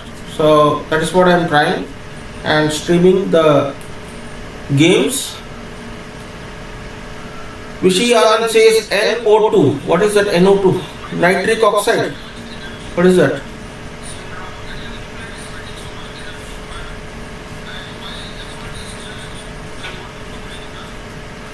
Okay, so here NE2 will be there, right? NE2 was the move which he played, right? So just it's a family fork, and of course the queen has to be moved into safety, and queen into queen, rook into queen, and now knight into G1. Okay, so here knight into G1 because the knight is still active, so it is being attacked. So knight is capturing this, knight into bishop into A8, rook into A8, and now king takes G1. Now rook D8, pinning that bishop, and now BF4, unpinning and supporting the D2 rook, bishop D2, rook D2 and bishop D2. And here bishop takes C4. There's a pawn munching is going on. Pawn munching is going on, and bishop E3 attacking that pawn. C5, which cannot be supported. Bishop takes E2, munching up the pawns. Bishop C5 and A5. Okay, so A5, F4. So you can see that black's bishops are in the opposite colors, and it keeps there are 2 pawns for white and how many pawns for black? 4 and 5 pawns for black. It is just overhelping, right? Black's position is just winning, just about winning, but it has to be carefully played. Usually what happens, opposite color bishop ends in a draw. I mean, theoretically ends in a draw, but it has to be played very carefully. Here F6. Why F6 is played? Because the king has to move around and has to be developed. The king can't come over here, so he is just developing. And moreover, there is one more logic. It will just come into play right now. King F2, King F7, Bishop A3, and King E6. Right, the king is also coming into play. Whenever in the end game, king is a very, very, very important piece to be used. If you do not use the king, you will likely to be defeated very easily by the opponent. Bishop F8, A4, King E3. Now slowly that white king comes. King F7. So here, why King F7? Why not King D5?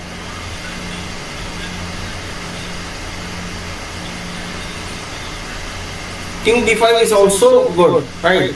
So what it can do is Bishop G7. It can attack this, and now the king has to again go back. So that is the thing. Now the king has to the back to the main line. King F7, Bishop B4. Now what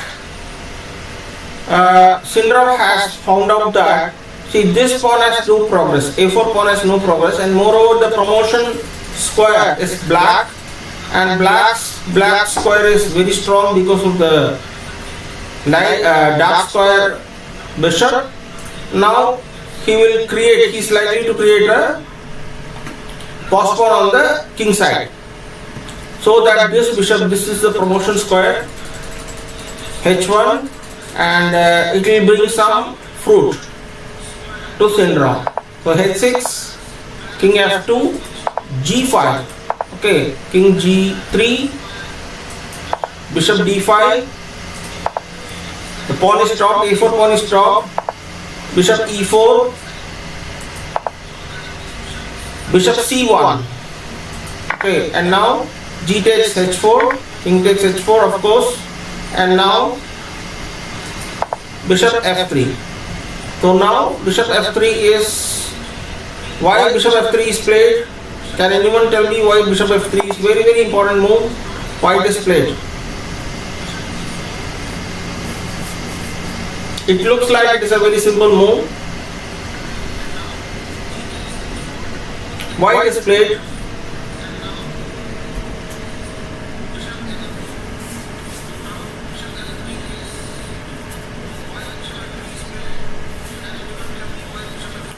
So both the players have already played around 42 moves.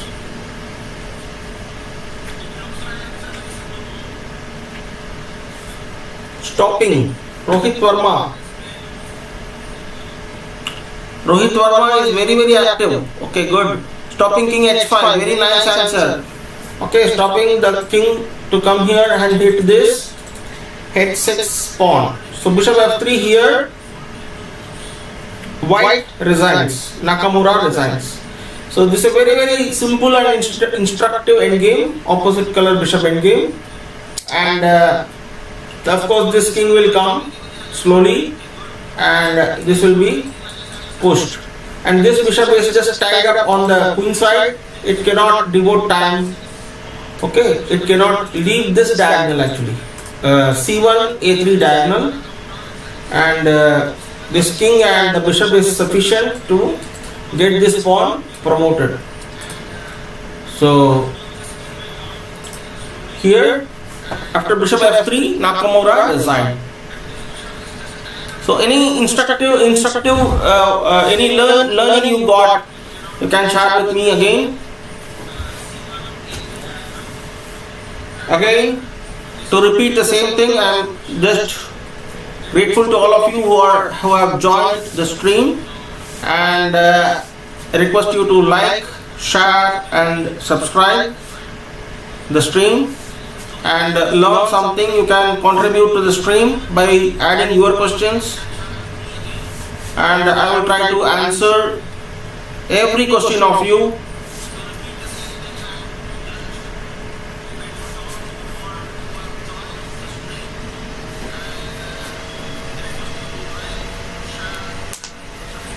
So any questions, please welcome, you are welcome. Meanwhile, I am picking up the next game, which is between Wei Yi and Sindarov. Wei Yi playing white.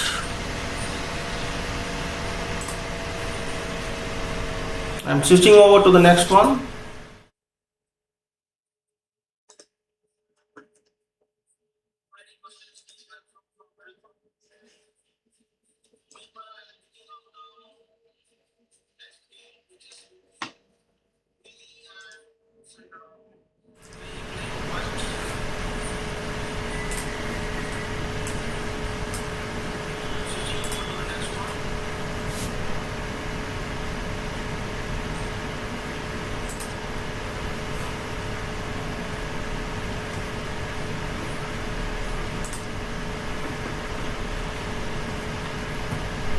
I hope you are all seeing the board.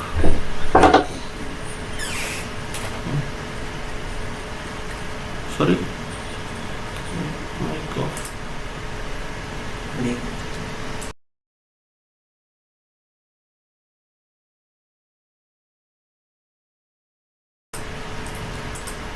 Okay, before going to the next one, which is also very very interesting game,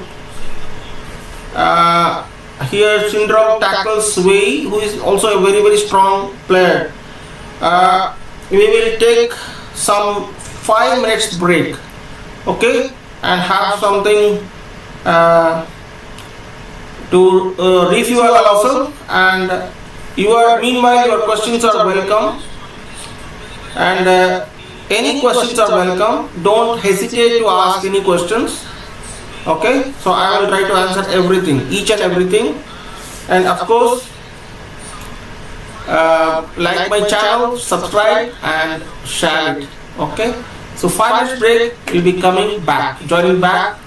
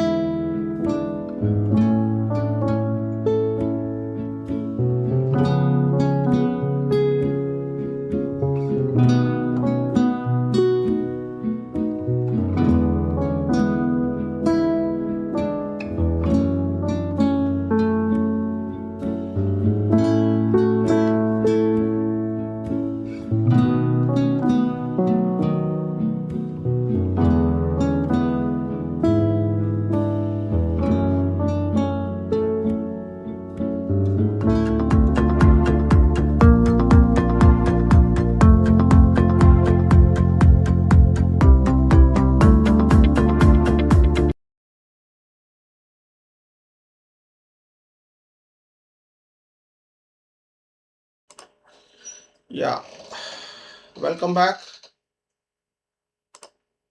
Welcome back. Hope my audio is clear.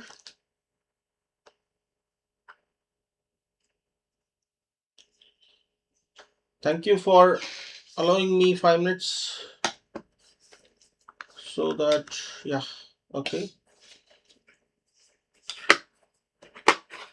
So let us go about the next game. Okay, so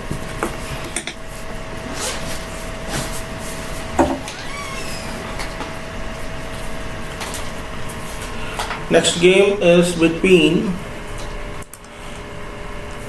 Wei Yi. That is the 6th game we are about to discuss. It is between Wei Yi and Sindarov. Sindarov is playing black. I think the video is not working. Just a moment.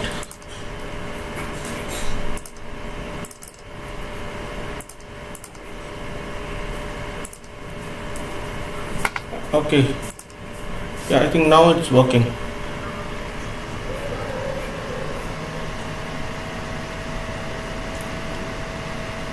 So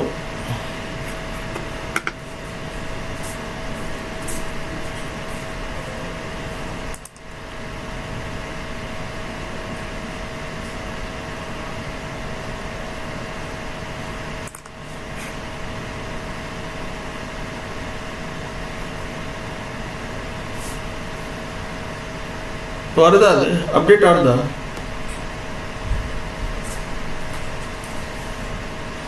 okay right. Okay, so here we go. Thank you for tuning with me. Stay tuned. White plays here. See, what I wanted to share with all of you is these type of games are very rare. Okay, so while I was learning chess and into chess fresh, while I was fresh into chess in 80s, I used to watch Vichy sir games. So that gave me a lot of inspiration for attack, and I was just wondering how these 64 squares are connected. So I was just wondering over there. So now what happens is I used to study the books. In those days there were no computers, and I used to keep one book called Domination in 2545 Endgame Studies. So that was fascinating for me, and I used to find out the solutions myself, and the studies were excellent. And I used to go to one library in Firozshah Road in Delhi about USSR. What is that called? I forgot. Russian Center for Arts and Science, like that.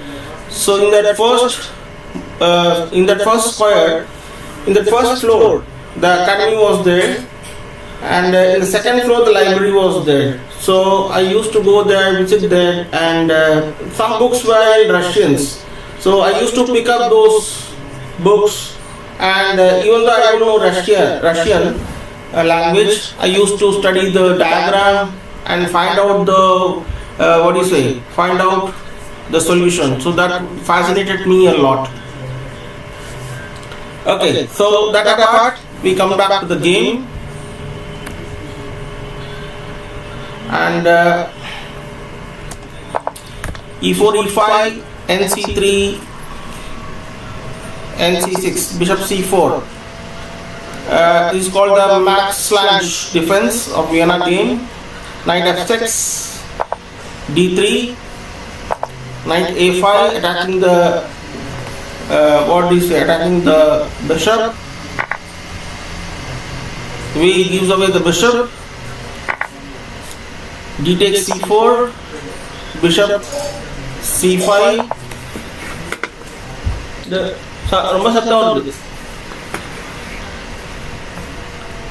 Bishop takes c5, d6, queen d3, bishop e6, bishop g5, that is pinning the knight. And these are all very usual routine moves. a5, controlling the center.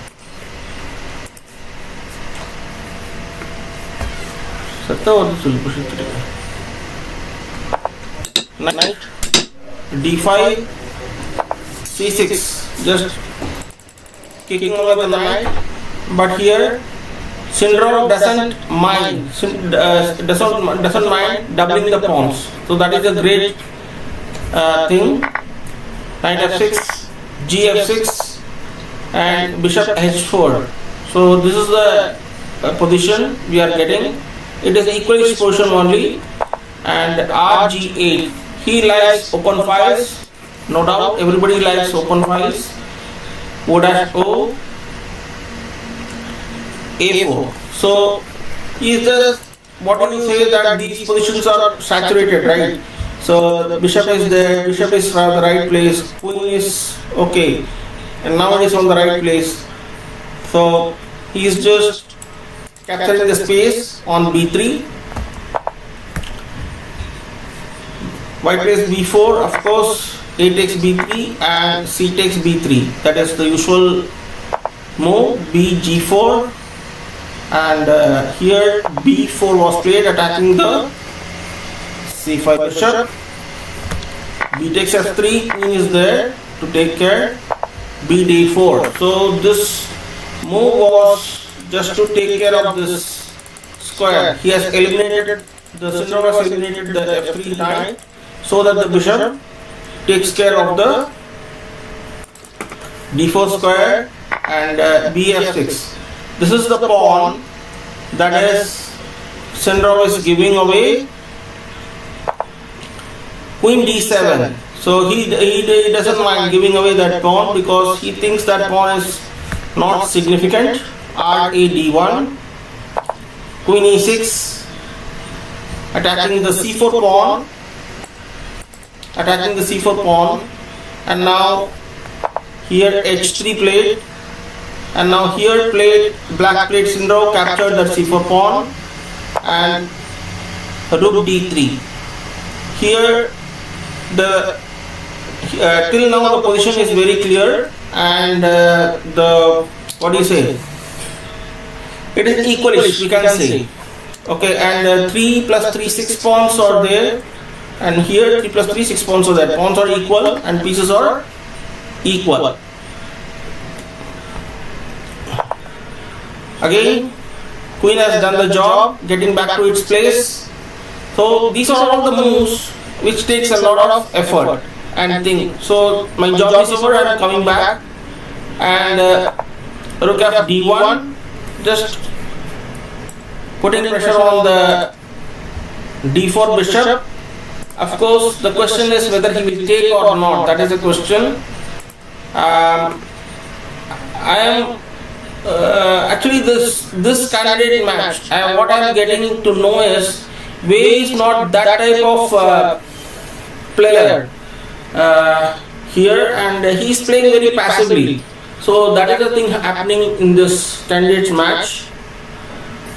So rg6 attacking the bishop, bishop h4, and here black king is moving to safety. Okay, so slowly the black king is going to safety. Oh, sorry. Yeah. So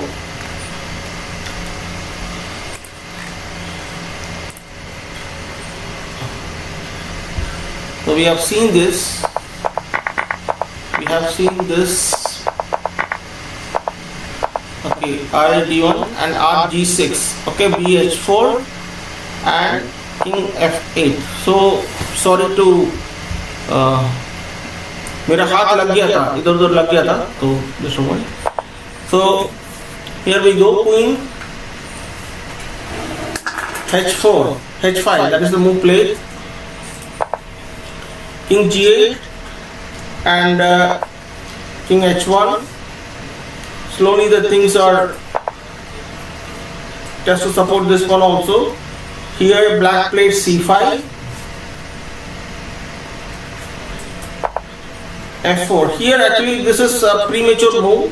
What he could have done is, Wei Yi could have done is, because I will just remind a couple of moves over here.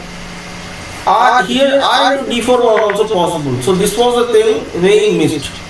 So e takes d4, he is giving up the exchange, r takes d4. So this was the bishop which was just sitting in the center and capturing the key squares, right? Here if he has taken that bishop in the center, he could have been safe. It is an equalish position. We could have managed a draw. But of course, he did not do that. bh4, king f8, queen h5 and king g8, supporting that h7 pawn, king h1. So releasing that f2 pawn, c5, and now here f4. Here also instead of f4, he could have done, we could have played b takes c5. So that would have been more better. So d takes c5. He could have managed that. Actually, it is not that much alarming here. And queen could have gone back to e2. So the position is, we could have managed to draw out of this move. But here what happened is f4. f4 is a crucial blunder he has played and exposing the position. E takes f4 and queen f3 and r e8. What is the best move? He could have played b e5 also. The engine is saying b e5, but see, this one is a human move. Okay, r e8 is a human move, and bishop f2, trying to exchange that bishop. B takes f2, b takes f2, and b takes f2 and queen takes f2 and queen takes e4. Now here what could have been played by white? Next move, just think it over.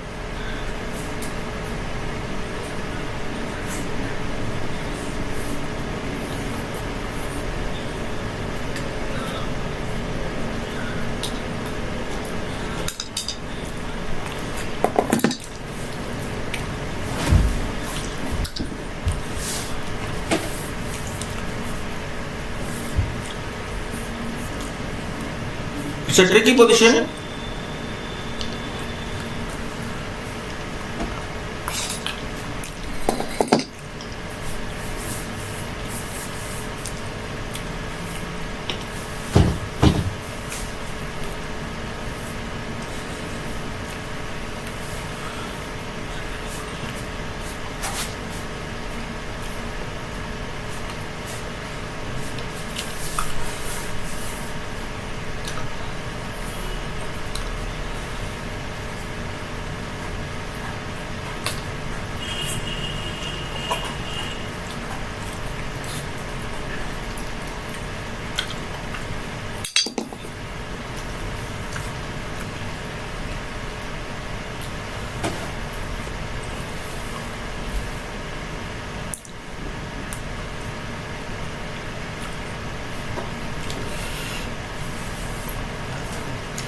So we started the stream at 7 o'clock, I believe.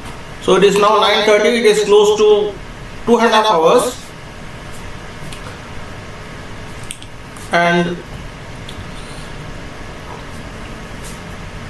I hope you like the stream. And if you like it, please like and subscribe to the channel.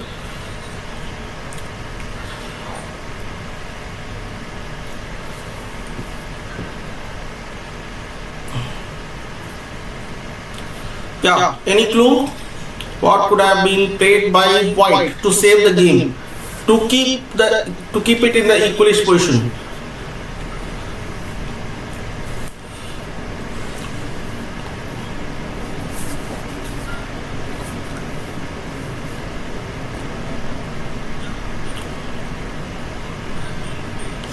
And in fact, I can put it in this way: can the rook capture the d6 pawn?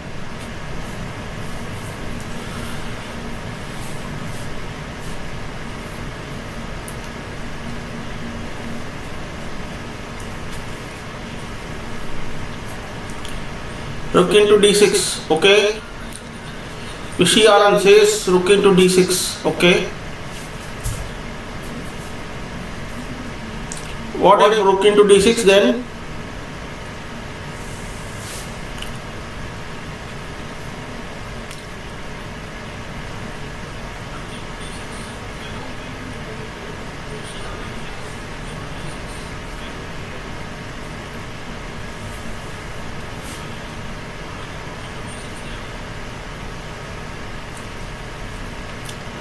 See here, Wei Yi played rook into d6, which is a blunder. Okay, he played rook into d6, which is a blunder, because here the game continued like this: r takes d6 and r takes d6, and now the move. Find out. Can you find the move for black?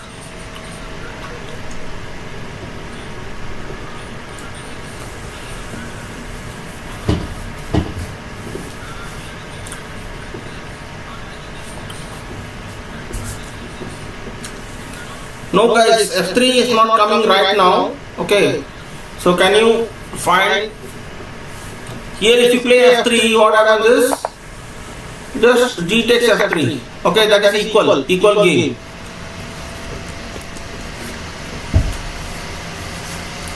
Here actually black played the winning move queen e3. Okay, so queen e3, if the queen takes, pawn takes, and this pawn is running, and this rook has to come back, and e2 and rook e1 forced, and now this pawn is running. Okay, king g1, c3, king f2, even if king f2, what happens is c2. Okay, so this pawn is running. So that is the winning move. Queen e3 was the winning move over here, which Sindarov spotted correctly. And here Wei Yi continued with queen f3. So rook d6 was a blunder. So here instead of rook d6, I will come back to that move. Here the better move was b takes c5, b takes c5 and d takes c5. This was a better move, and from this position Wei Yi could have equalized and drawn the game. And now rook f3 was coming, and manageable game from here. Okay, it's not a danger. The pawn is not posing a danger, but here rook into d6. That move was very bad. Just the rook is away from the camp. This rook is away from the camp, and another rook is also away from the camp, and the queen is capturing like anything, right? Queen f3, and now the move is c4, the passed pawn. The first passed pawn is the second. Black is able to create another passed pawn, which is dangerous. Okay, so that was the move here, and queen g4 check, Will you go, now my question is, will you go to f8 or h8? Which is better move?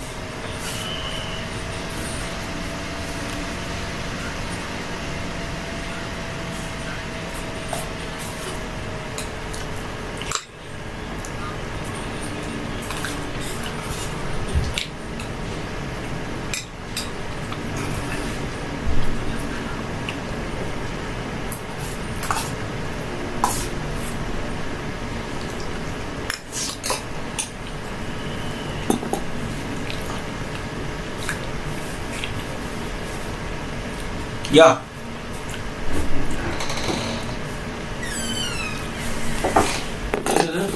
Okay.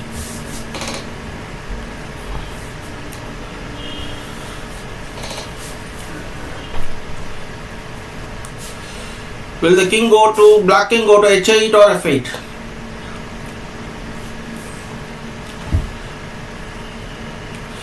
f8. Castling grounds is f8. Okay. Why? Why not h8?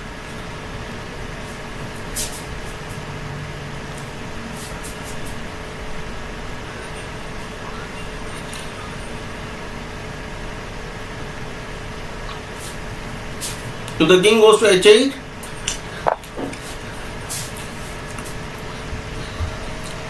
So if the king goes to h8, black advantage is what do you say? Reduced, because queen g5 and this perpetual is coming, queen f6 and something like that is coming, f3. Okay, queen f6, king g8. Okay, rook d4. Of course, black is slight edge, right? And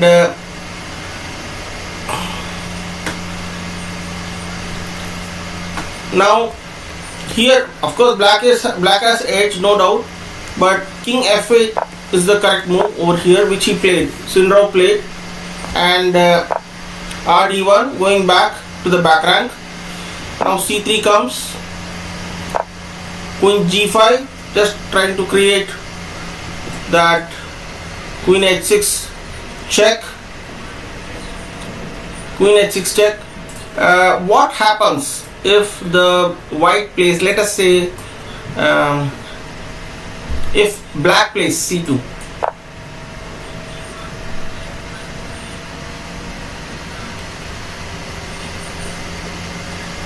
I want the full line, okay? I need the full line so that I can also understand your understanding of the position.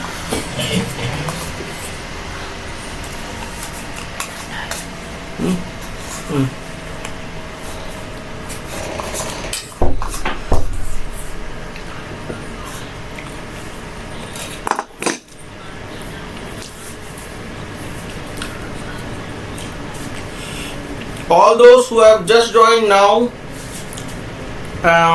for their benefit, I have completed the analysis of 5 games, and almost this game, sixth round game is between Wei Yi and Javokhir Sindarov, is nearing completion. And of course, I hope you have liked the stream, and you have liked the stream, please hit the like button and share, and please subscribe. Your motivation is very important to me.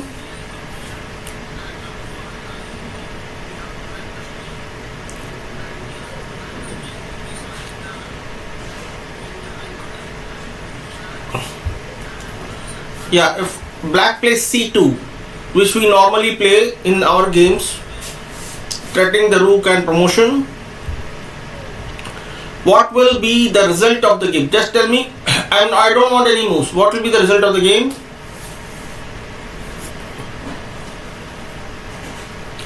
Castling round. Sir, it has already been 3 hours. Hats off to you for your efforts and explanation. Thank you so much. And this kind of motivation is just it is just like a tonic for me. Thank you so much.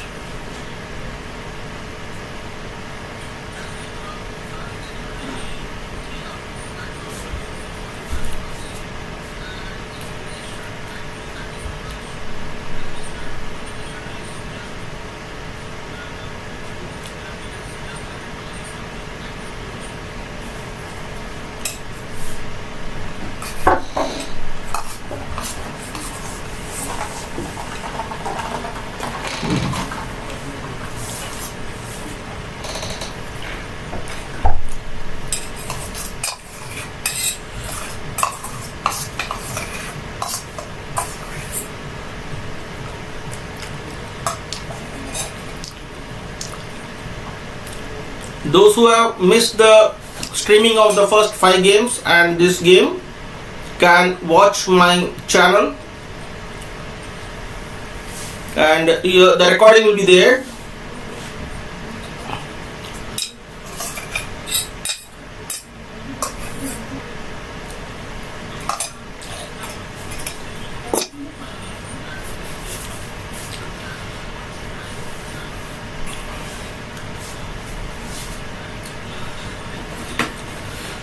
Okay, so going forward C2 will be, because going forward C2 will be a blunder because it will end up in a draw, because queen h6, king g8, it has to go. Thank you Adhikari sir, thank you so much for your appreciation, thank you. King g8 and queen g5, and again king has to go to f8, again queen h6. What happens, my next question, what happens if it goes to e7? Anybody? Yeah, this answer all of you might be knowing. Thank you Mukund Adhikari sir, thank you so much.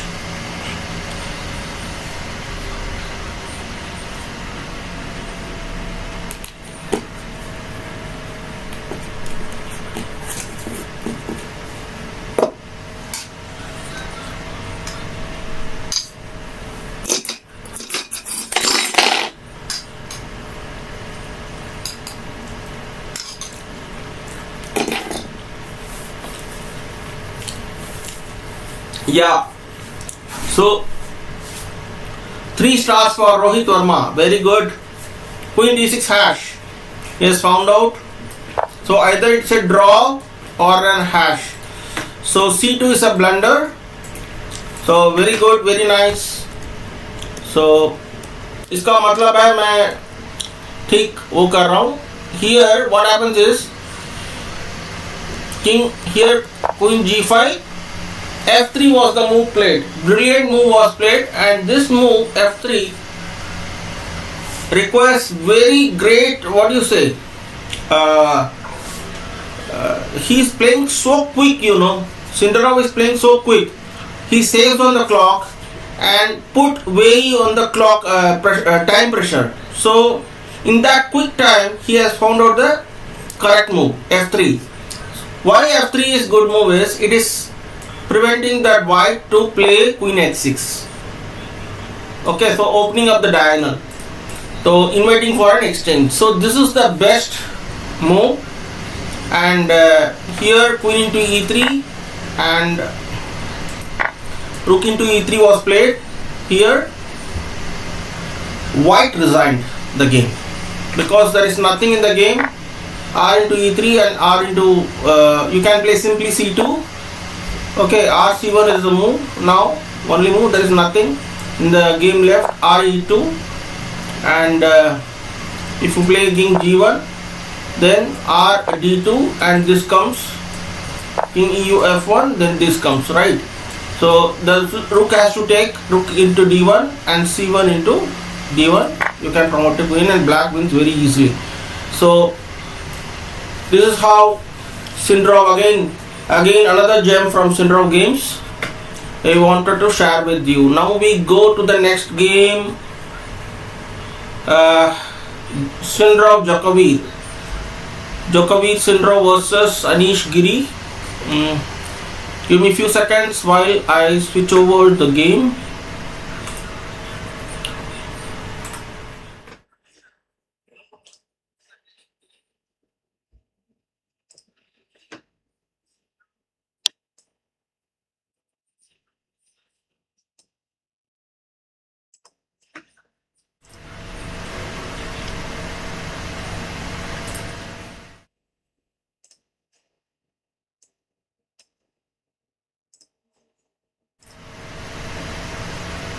Okay, I think now the board is visible. Okay, right, okay.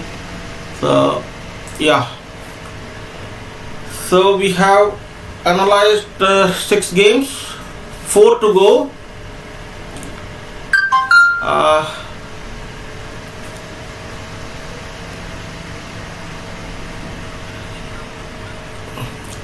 how to go now. Yeah, here Sindarov is playing white, and Anish Giri, he is also a Dutch GM. He is a very great, what do you say? He is a great strategist, you know. So let us go into the game straight away. D4, white plays with D4 and knight F6, C4, E6. These are all routine moves and anti-Nimzo Indian defense. Knight C3, and we call it Queen's Gambit declined. See, C4, E6 is Queen's Gambit, and here B4 is a move that is giving Ragozin defense, right? Ragozin, we call it Ragozin defense, and that is all usual. Bishop G5. So if you are pinning me, I will pin you. That is a line, main line, that is clearly saying H6. Here B takes F6, Queen takes F6, E3. Okay, so O-O, R C1, reinforcing the C3 square, and D takes C4, B takes C4, all routine moves. C5, castle. O-O, and C D4, C takes D4, knight E4, and here Queen E7, and E takes D4 is the move. Here white could have taken with N takes D4 also, okay, but here he's creating an E takes D4 is, see, this pawn is called the isolated queen pawn, IQP. Okay, IQP is a concept. Okay, so isolated queen pawn, R8, Queen E2, just opening up the diagonal, and knight C6, RF D1, and bringing the rook, bishop A5. So bishop A5 is basically, it is going bishop A5 and backward and attacking this center pawn. That is the concept Anish Giri is preparing. Here bishop D7, knight C5, all routine moves, nothing to bishop E8. So D5. So this IQP is being exchanged. E takes D5, Queen takes E7, Queen exchanged, and N takes E7. Now here N takes B7. So there was another variation here. I will tell you on that. There was another variation. Okay. So D5, it takes D5 here, and okay, N takes B7.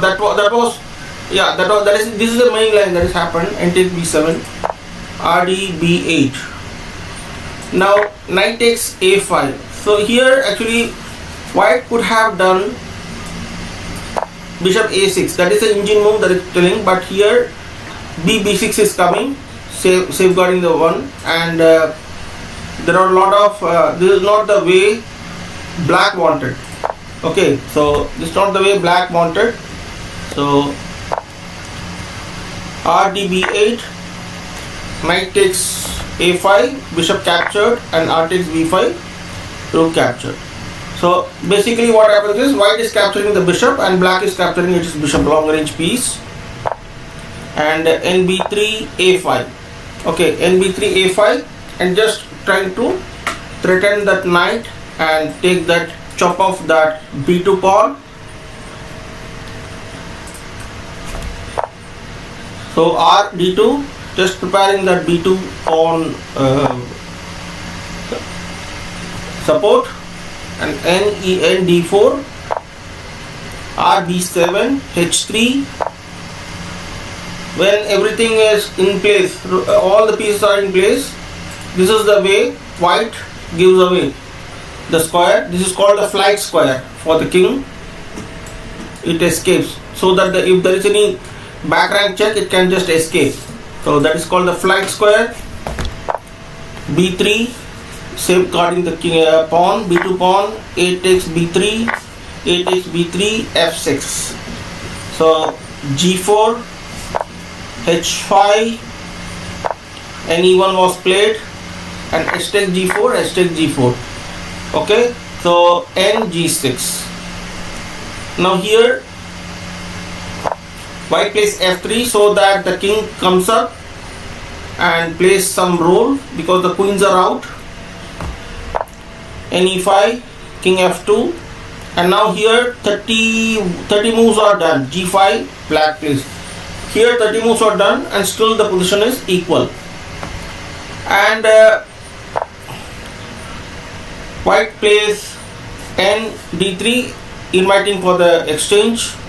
Bishop d7. What happens is this bishop d7 is not exchanging the piece. Black is very particular that the knight doesn't land in this square. Okay, so the bishop is coming, and this is called a prophylactic move. So here king g3 is played, n takes d3 and rook takes d3, rook b6, and because this pawn is hanging, right, so rook, maybe the rook will come over here on d6, r d2, king f7, r c5, so both the rooks are attacking, and r 8, b7, r h2. Now see, white is looking very dangerous. Sindarov is very looking on the both the sides. One is he was playing right now in the center, okay, on the queen side also. Now he is playing from the king side also. That is the very dangerous style of Sindarov. Okay, so let us see how Anish Giri handles that. Anish Giri handles it very beautifully. R d6, king f2. So king g7, preventing that check and entry of the rook. Rook a5, so preparing for, see, the back rank. See, the rook is so dangerous, you know. He is just rook b4, attacking the knight. King d3, supporting it. Rook d b6. Okay, so he is just aiming in this b3, even though this is a rook. So this is the main strategy of Anish Giri. Just look into this magical move, so you will understand. Rook into d5. The pawn, he has given one pawn, and giving away, he is just saving that bishop and bringing that to the attacking that rook, d5 rook. The rook goes to the 8th rank. Now see the magical move, rb3. He is giving away one exchange, okay, for a pawn and a pawn, exchanging the pawn for a rook, and knight into rook, rook into knight. Now here the white king cannot leave this, what do you say, f3 pawn. If it goes here, what happens is bishop f7, and this will just isolate the king from the f3 pawn. Okay, so here it has to go back, and rb2, king g3, and exchanging the exchanging the rook. So here the picture is, see, I have put some marks.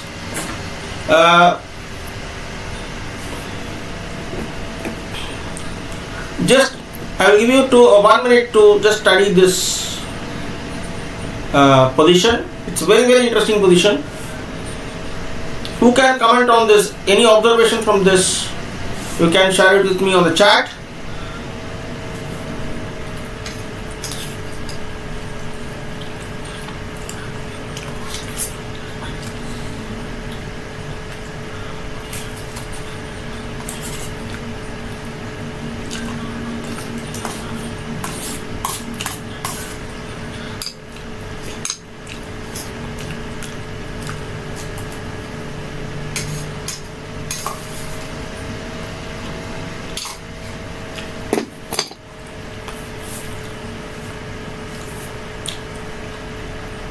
So any observation you can just tell me.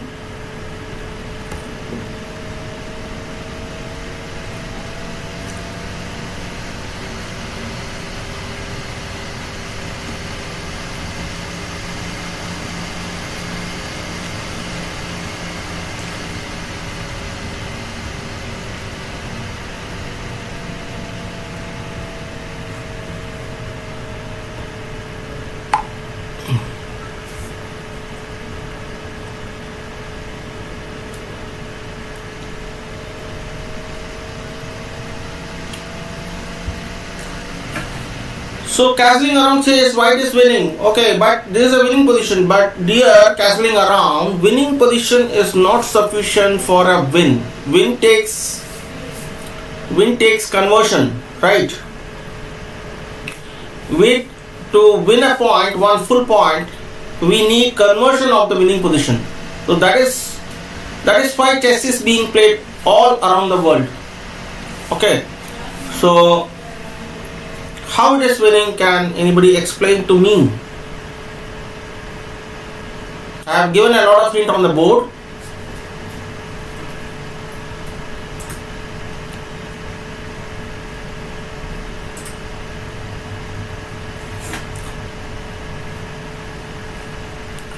Mukund Adhikari sir tells difficult to win, no promotion possible.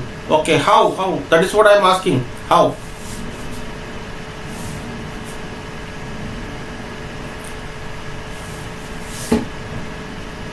White is winning. Okay, he says. Castling around. Okay. Difficult to win, no promotion is possible. Okay. That is the second opinion.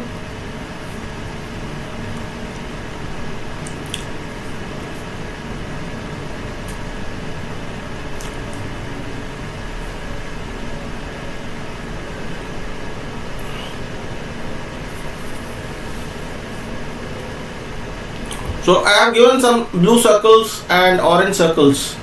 Okay, so if you can grasp something from that.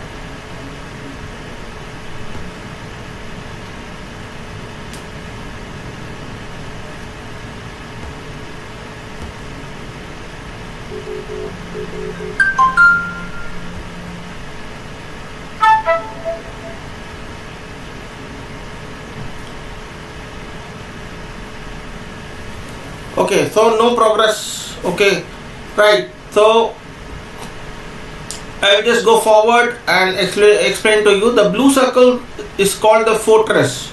Okay, even though white has got some extra material on the board and black is exchanged down. So this is the line, and this orange circle tells that is the backward pawn of black, and that will be taken by the entry of the king, right? Entry of the king. That will be taken by the entry of the king, right? But here what happens is the black bishop and the king together creates a fortress. Okay, so it is a no progress game, as rightly said, and white is not winning because, so see how Anish Giri handled, and you can understand why he gave away this rook over here to a b3 pawn, and king g3 here, rook goes away and king hovers around these squares. King f8, king f2, and king d4, king d4. You can see that there is a fortress built by the bishop and the pawn. It cannot go and attack. Now it is going sideways. King f8, rook b7, Now simply the move bishop a2. You can just see this line and this fortress, okay, and again this fortress Sindarov. Okay, so everybody is struggling against Sindarov. So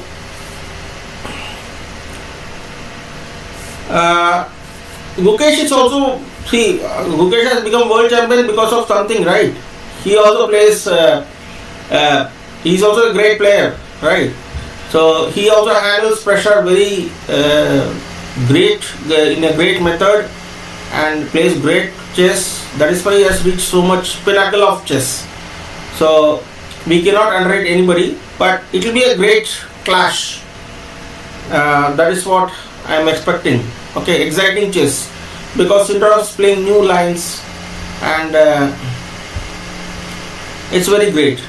So let us see. He has scored 8 points, and tomorrow the next round is scheduled. Let us see what happens. So that's a very good question. His form is not good. Yeah, he has.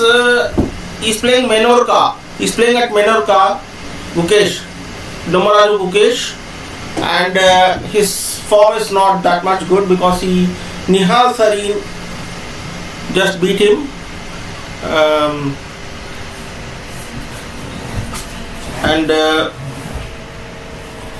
Yeah.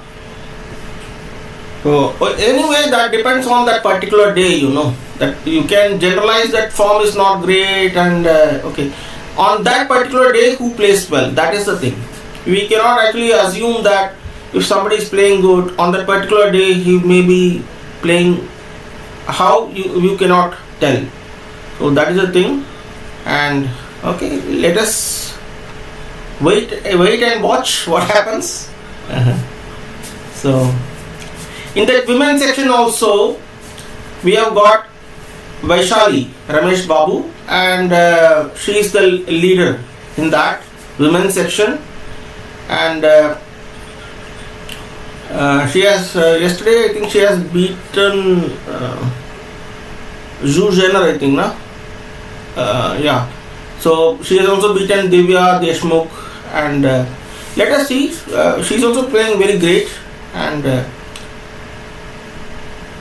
let us see from the Indian front of view. So somebody would take that for the. Let us hope the best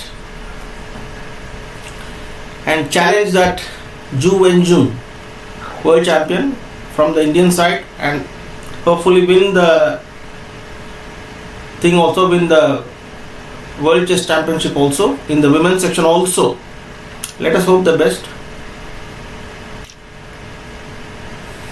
Yeah, okay.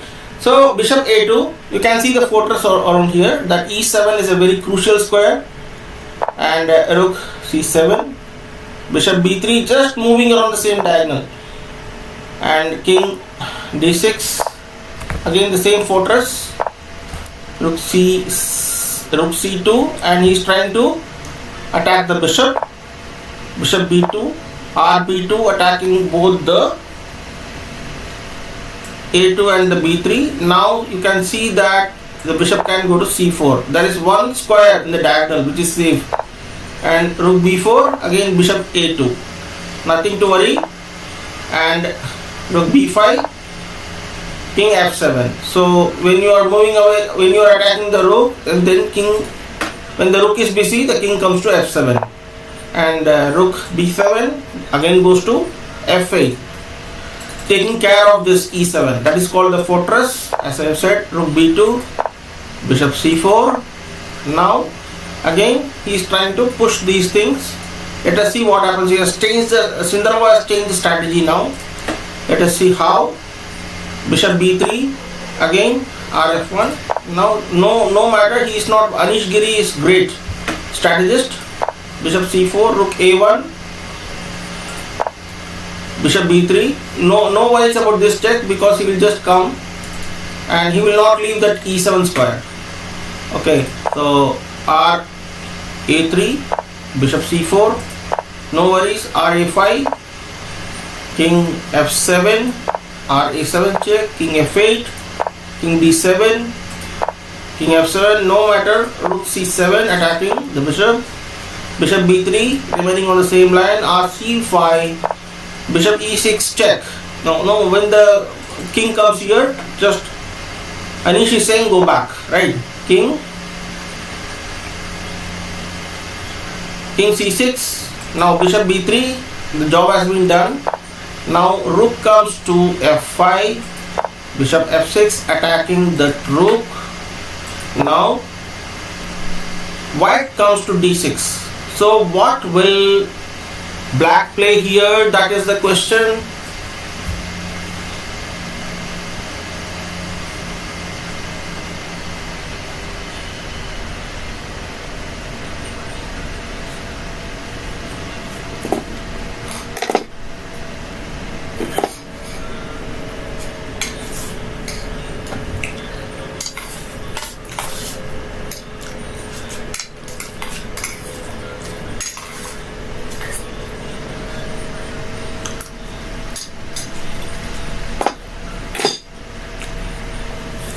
Okay, b takes f5.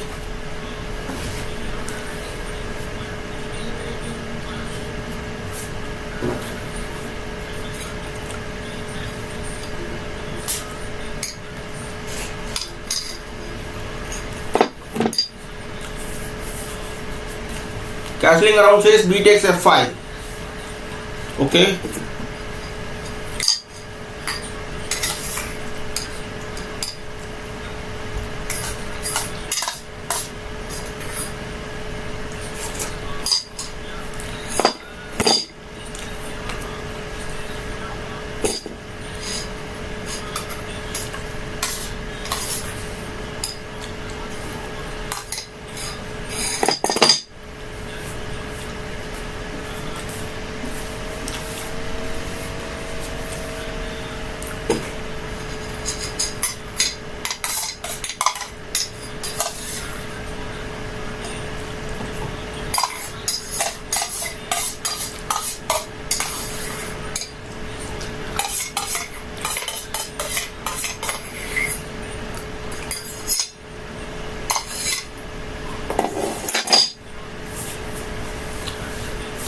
Okay, so here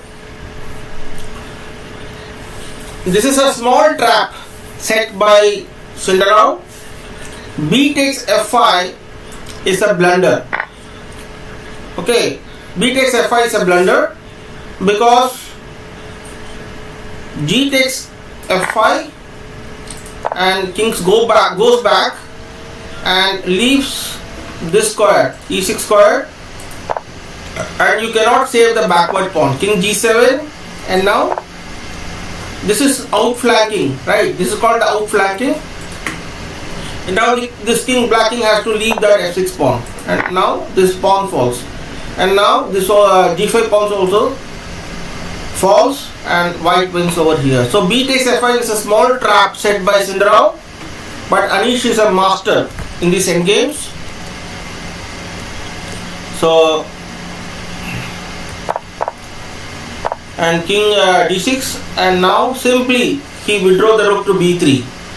Okay, bishop b3 and bishop b4, again bishop a2. Nothing, very simple move. Fortress, he is not leaving the fortress at all. So this fortress is saving him. This fortress is saving him. So he is just saving on that. So king f8. Now he is changing the strategy. f4. Yeah, Anish well defended. Yeah. So G takes. How clever Sindarov is. That is the thing. No? G takes f4. King g7, saving that pawn.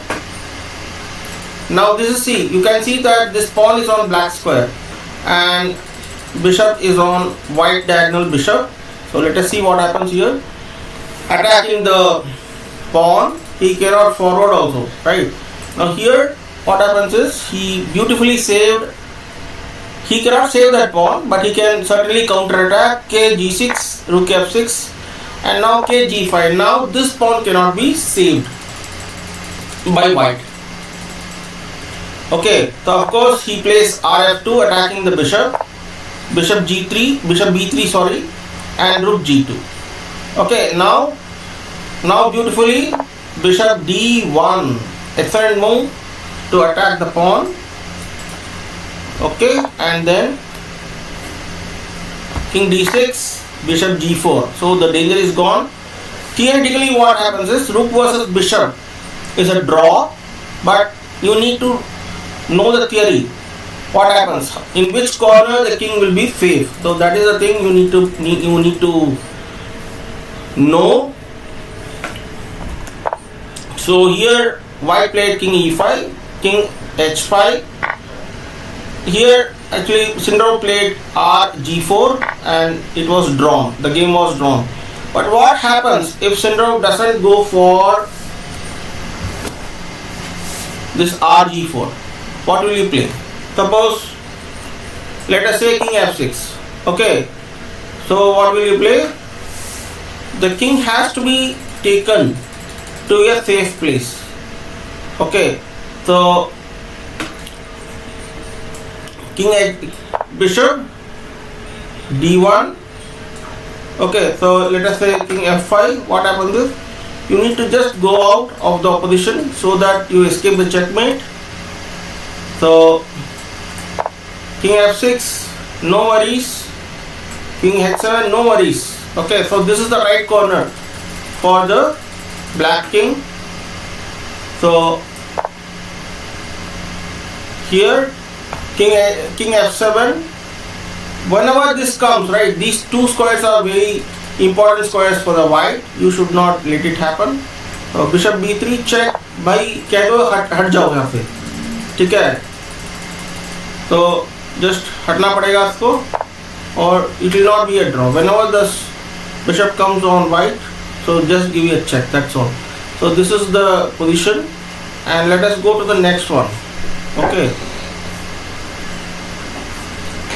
So any questions you can ask me. Any questions about this position you can ask me, or whatever you have learned. What is fortress? Fortress is the thing which I have said, told you. Audience question, what is fortress? Yeah, audience question is what is fortress? Yeah.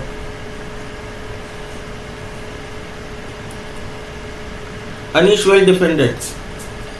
Okay. So this is called dynamics, playing by the dynamics of the position, not by mechanical capturing and everything. This is the dynamics of the position.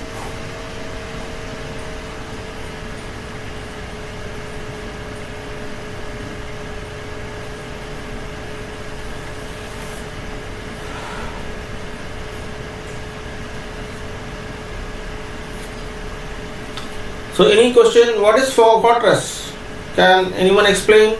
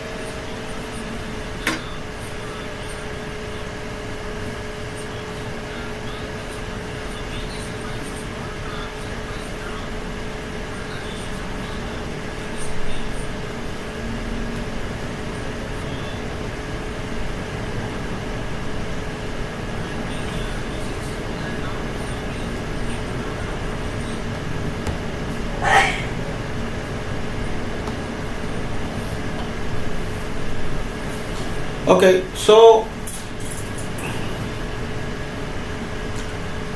let us go to the next one, next game, 8th game. We are, I think, on the 8th game. Yeah. Okay. Okay, this is a drawn game. We'll just quickly go through this.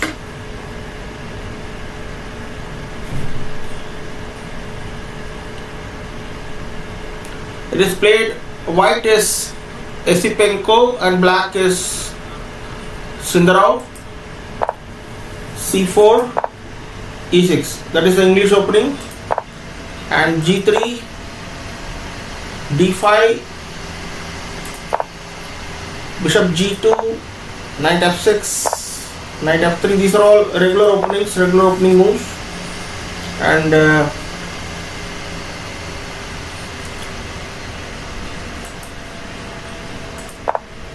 castling, D4, NC6, E3, Rook E8, Knight BD2, A5, B3, and A4. This is the trying to break open that structure. The black is doing Bishop B2, Bishop B4, A3, and Bishop takes D2. These are all opening routine lines. Knight D2, it is B3, and Queen takes B3. Now the thing is, he is just breaking open that pawn structure. Now this A3 is isolated, but no harm, nothing to worry. Knight A5, Queen C2, Bishop D7, RF C1. Now aiming for this pawn.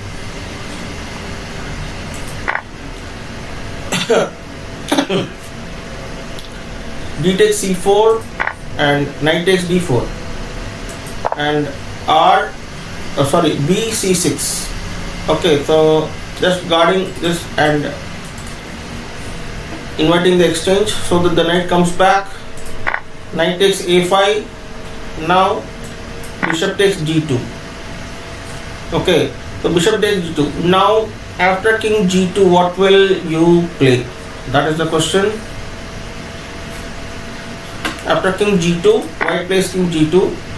What will Sindarov play? If you are in Sindarov's position, what will you play?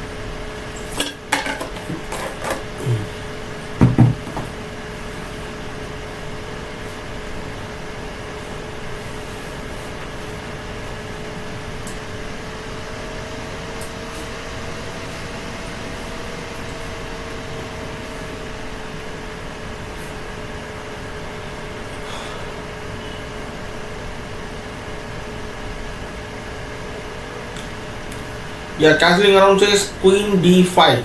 Okay, that's what he played. You can there are two moves actually. You can just capture like this, or Queen D5 and then capture with the rook. Okay, so capture with the rook or queen, that is the move which is available. But here cancelling around very good. Queen D5 check, King G1, and rook captured that, rook into A5. But what is black is he is taking the tempo to check the king and developing the queen in the center. So that is the thing.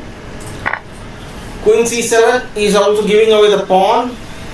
Here what happens is, see, black has got 3 plus 2 5 pawns, and white has got 3 plus 3 6 pawns, and H5 is just not worried about the pawn, but he is trying to break open that pawn structure.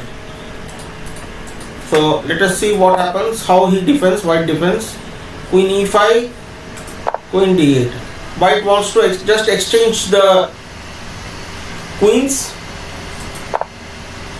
Queen C7, Queen D5. Again he plays Queen E5, Esipenko, Queen D8, Okay, so queen c7. Again, the third move, queen d5. It is a draw now because repetition of move 3 times is a draw. So this game was drawn like this. Very simple position. And this is the 8th round. And Esipenko. This is the 8th round. And Esipenko was also. And Javokhir Sindarov also wanted a draw because it be safe. Okay, so that is the thing. So there is nothing to discuss here in this. If any questions, you are welcome.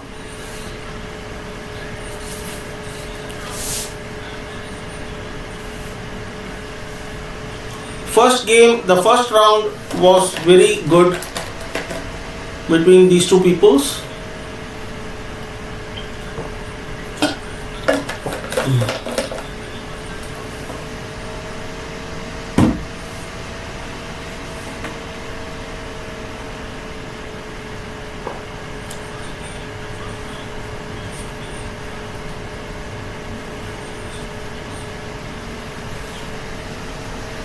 Why do players agree draw too early?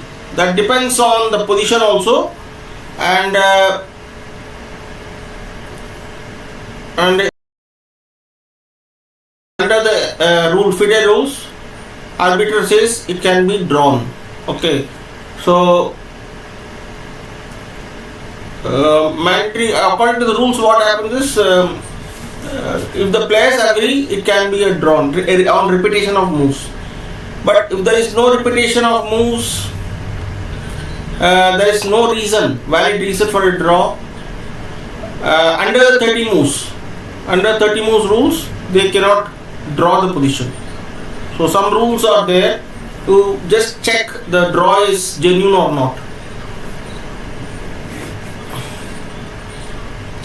So okay, so let us just switch over to the next one. If there is no, okay.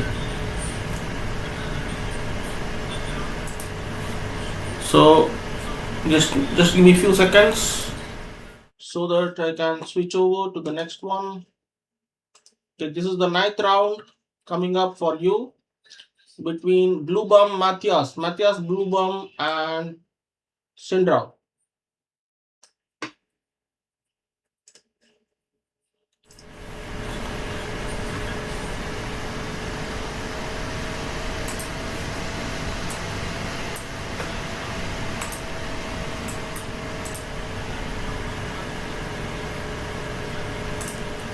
Okay, Sindarov is playing black,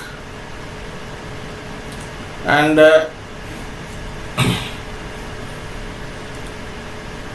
yeah, so let us go forward. D4, D5, lot of D4 we are seeing in this candidate match, especially in Sindarov matches. C4 and E6, Queen's Gambit declined again. Knight F3, Knight F6. So we are in the 3 knights variation. Knight C3, Bishop E7, Bishop F4. These are all routine moves.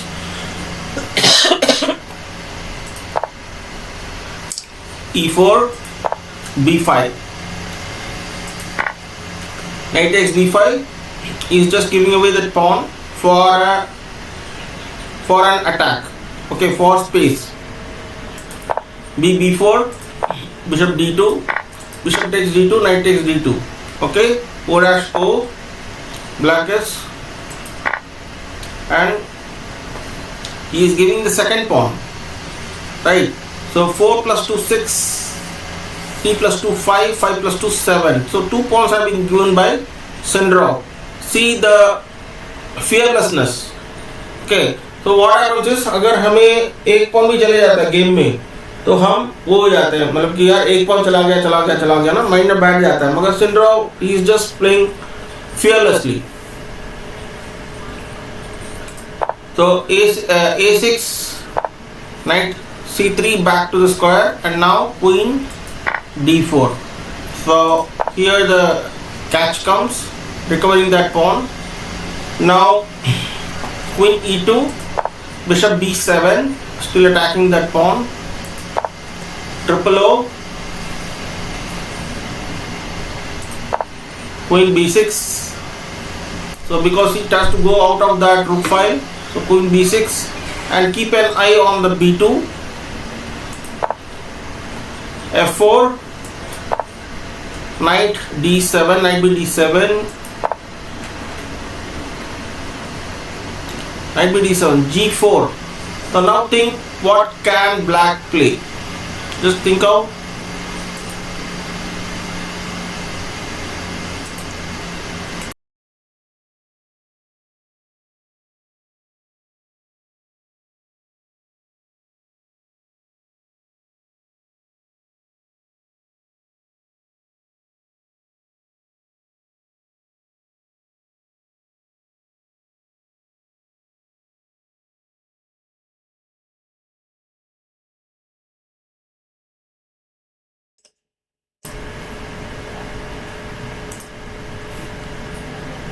Okay, so what can black play right now?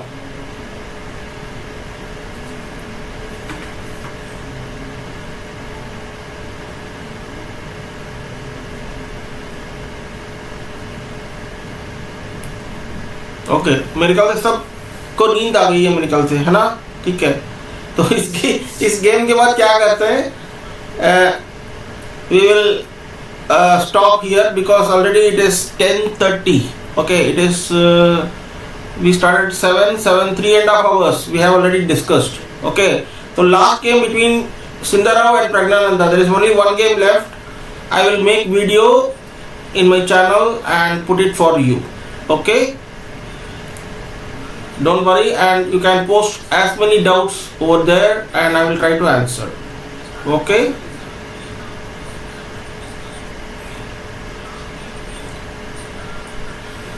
okay, here black played in c5, just maneuvering the pieces on the queen side because the king is on the queen side, and also attacking the crucial e4 pawn. Okay, g5, knight e8, bishop b3, knight e6. Now just a small maneuver because the rooks have to be connected always, so that is the thing. And bishop c2, a5, knight c4. Okay, so here what happens is the better move would be knight b3. Okay, so that was not played actually, knight c4 was played, and here black replied with knight takes c4, queen takes c4. Okay, and r f b8, just keeping an eye on b2. Now queen d4, bishop c6, just opening that file and putting the pressure, b3, and now a4, the move comes. Here after this move, knight a4, white is losing the game. Okay, so why the knight is white is losing is, I will just tell you the continuation, actual continuation. Here knight a4 was the move, and if b takes a4, just queen has to go back, that's all. So this is a complete win for black because this file is open with queen and rook on the same file, and it's completely winning for black. But here Sindarov here committed a calculation mistake. He thought that knight a4 he captured with what do you say, he allowed the exchange of queens. Okay, b into a4 and b into a4, this is the blunder he committed. B takes a4, and now white he just exchanged the queens so that the attack is nullified on the queen side. Okay, so c takes b6, now it is a equalish position. b3, now this pawn is isolated. White is beautifully defending that pawn by b3, because if it captures, the pawn will shift to the b file, b3. So that is the thing. A into b3, rook a2, rook comes, no problem, king b1, rook a b8 doubled, so no problem, because these rooks are connected, no worry. Okay, f5, e into f5, e into f5, r2 a5, just threatening this, r f1 g6. Now what happens if white goes here? So it cannot go here because this pawn is undefended. Okay, so g6, f take g6 and h take g6, h4, white is trying its best, r a2, r d8 check, because this king is attacking this, r d8, and now king takes a2. So positions material wise they are equal. R d4 attacking the h pawn, supporting it, peacefully supporting it. b5, king b2, b4. Okay, king c2, king g7, r h2. Now f5. So trying to create that, but white is not allowing. King into f6. Now rh1, being on the same line, king f7. Now it's just repeating, king g8. So just trying to exchange the pawn, g5, h6, and now rh4. So here g2, because it should not exchange, right? Because g into h4, this will be a passer, clear passer. So rh4, now you attack my pawn, I attack your pawn, rg2 and g4, k d3 and kh7, slowly heading for a draw. Already 47 moves have been completed, kh6, kf5, okay, rook h5 check, here kf5, rook h3, k into g4, rook into b3. Now see this rook versus rook plus pawn, usually it is a draw, nothing to worry about this extra pawn. Okay, so rook c3, rook b2. In front of the pawn, the rook has come, nothing to worry, b3, and black king is away out of the action. So that is the important point. Black is unable to convert this. Rook c4 and rook behind the pawn, rook b4, king c3, rook b8. Okay, and now it's very easy. Can just king c2, rook c8, and just pawn capture. Okay, now it is a draw, king b2. So this was the moves that has happened. So very simple. Sindarov had a beautiful winning move. If he had avoided that queen exchange, he might have won this game also, and unfortunately he missed that. So we have analyzed 9 games, dear. Okay, and overs, how many hours? 3.5 hours. So last, I am also feeling very tired. Okay, so what I will do is I will make last game between Sindarov and Praggnanandhaa is very interesting. I will make a separate video on that and put it on the channel. Please watch that, and of course please like and subscribe and share my channel. Okay, so any questions you want to ask, any thoughts you want to share, you can share in the chat box.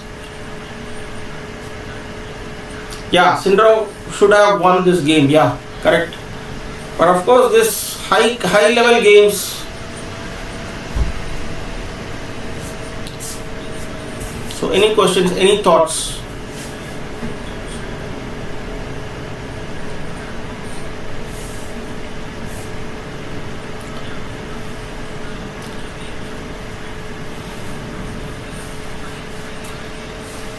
Please like my channel and subscribe. Okay, so yeah, next stream I will definitely tell you.